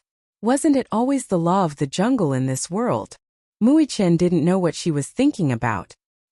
He took out the necklace around his neck and opened it gently. He pressed a hidden button, and the location information was immediately sent to Muyaja's handheld terminal. At the port, the sea breeze blew against their faces. Gong Jie's armed ship was already ready to set off. 2 hours ago he had rushed over. He happened to pass by the nearby waters, so he was still in time. Other than the armed ship, he also brought along more than 10 armed helicopters and 2 nuclear submarines. Of course, he had also prepared $3 billion USD. Alas, while Gong Jie was prepared to get the $3 billion US, Dietrich would have to be alive to get it. Muyaja's handheld terminal vibrated. He opened the interface and saw that Muichin had sent a location signal. He was excited and looked up at Gong Jie. We can set off now. Gong Jie had been waiting for a long time. When he heard this, his handsome face showed a trace of surprise. You've received the signal? Yes. Before the 2 little guys set off, Yu and Muichin both wore a necklace. This necklace was a signal receiver, and could also send location information. It was also at this time that Muichin realized that Yu had invented such a terrifying technology. A dagger disguised as a belt, a signal transmitter hidden in the necklace, and a smart nanochip implanted under the skin. These were concepts that he had only seen in science fiction magazines, but Yu had already put them to use. Let's go. Muyaja sent the location information to the cargo ship's navigation system, and followed the route to the destination. Compared to Dietrich's cruise ship, Gong Jie's armed ship could be said to be an extremely crazy existence. Its speed was top-notch and it was fully armed. When Muyaja first boarded the ship, he was shocked. The so-called ship was only from Gong Jie's mouth. A certain man always liked to use understated words to describe things that were too heaven-defying. Although it was called ship, in fact, it was actually a second-generation aircraft carrier developed by the former Soviet Union. An aircraft carrier. Even Muyaja was surprised. One had to know that even though the military was very advanced, not every country had an aircraft carrier. Even a superpower like the United States of America only had 10 Nimitz-class nuclear-powered aircraft carriers in service. The other 2 were super nuclear-powered aircraft carriers, and 12 aircraft carriers were patrolling the sea. They were the world's undisputed super maritime overlords. Many countries did not have an aircraft carrier in service. All of them dreamed of having an aircraft carrier that they had developed on their own. Having an aircraft carrier meant having a strong military force. Chapter 3341. Having an aircraft carrier meant that the military forces were powerful. However, such an aircraft carrier that was not inferior to a super-nuclear-powered one was just a toy ship to Gong Jie. This was also the reason why Hurricane Group was so fearful. If Hurricane were to use all of its strength, then its armed forces would be comparable to any of the 5 Joint Union member nations. Although it was about a few hundred kilometers away from the target, it was not worth mentioning to Gong Jie. If he sped up, he would be able to reach the target in about an hour. After all, his aircraft carrier was a super-nuclear-powered one. Compared to nuclear-powered, the power of Dietrich's broken ship was nothing. After Muichin sent the location, he stood up and glanced at the captain. Then he said to Yun Shirshir, Mommy, can you do me a favor? Now I'm going to look for you. You stay here and keep an eye on him. Don't let him do anything. Yun Shirshir was shocked when she heard this. You is also on this ship? Yes. Shaoichin nodded. I came with him. But I'm worried that he's in danger, so I'm going to save him now. Yun Shirshir nodded quickly. Yes, go quickly. Muichin immediately passed the dagger and pistol to her and reminded her. You must protect yourself. If he dares to play any tricks, let him have a taste of his own medicine. Okay. Mommy should know how to use a gun, right? Yun Shirshir nodded. Yes, I learned it on the set. Okay, Mommy, I believe in you. After Muichin finished speaking, he left immediately.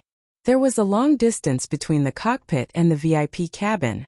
It was equivalent to going from the bow to the stern of the ship. When he left, he deliberately locked the door of the cockpit. The windows of the cockpit were made of bulletproof glass.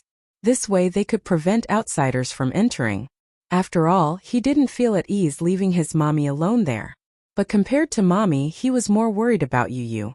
After all, Dietrich was a cunning old fox. His methods were sinister and ruthless. He didn't know what methods he would use to deal with Yu. Sneaking all the way to the first floor,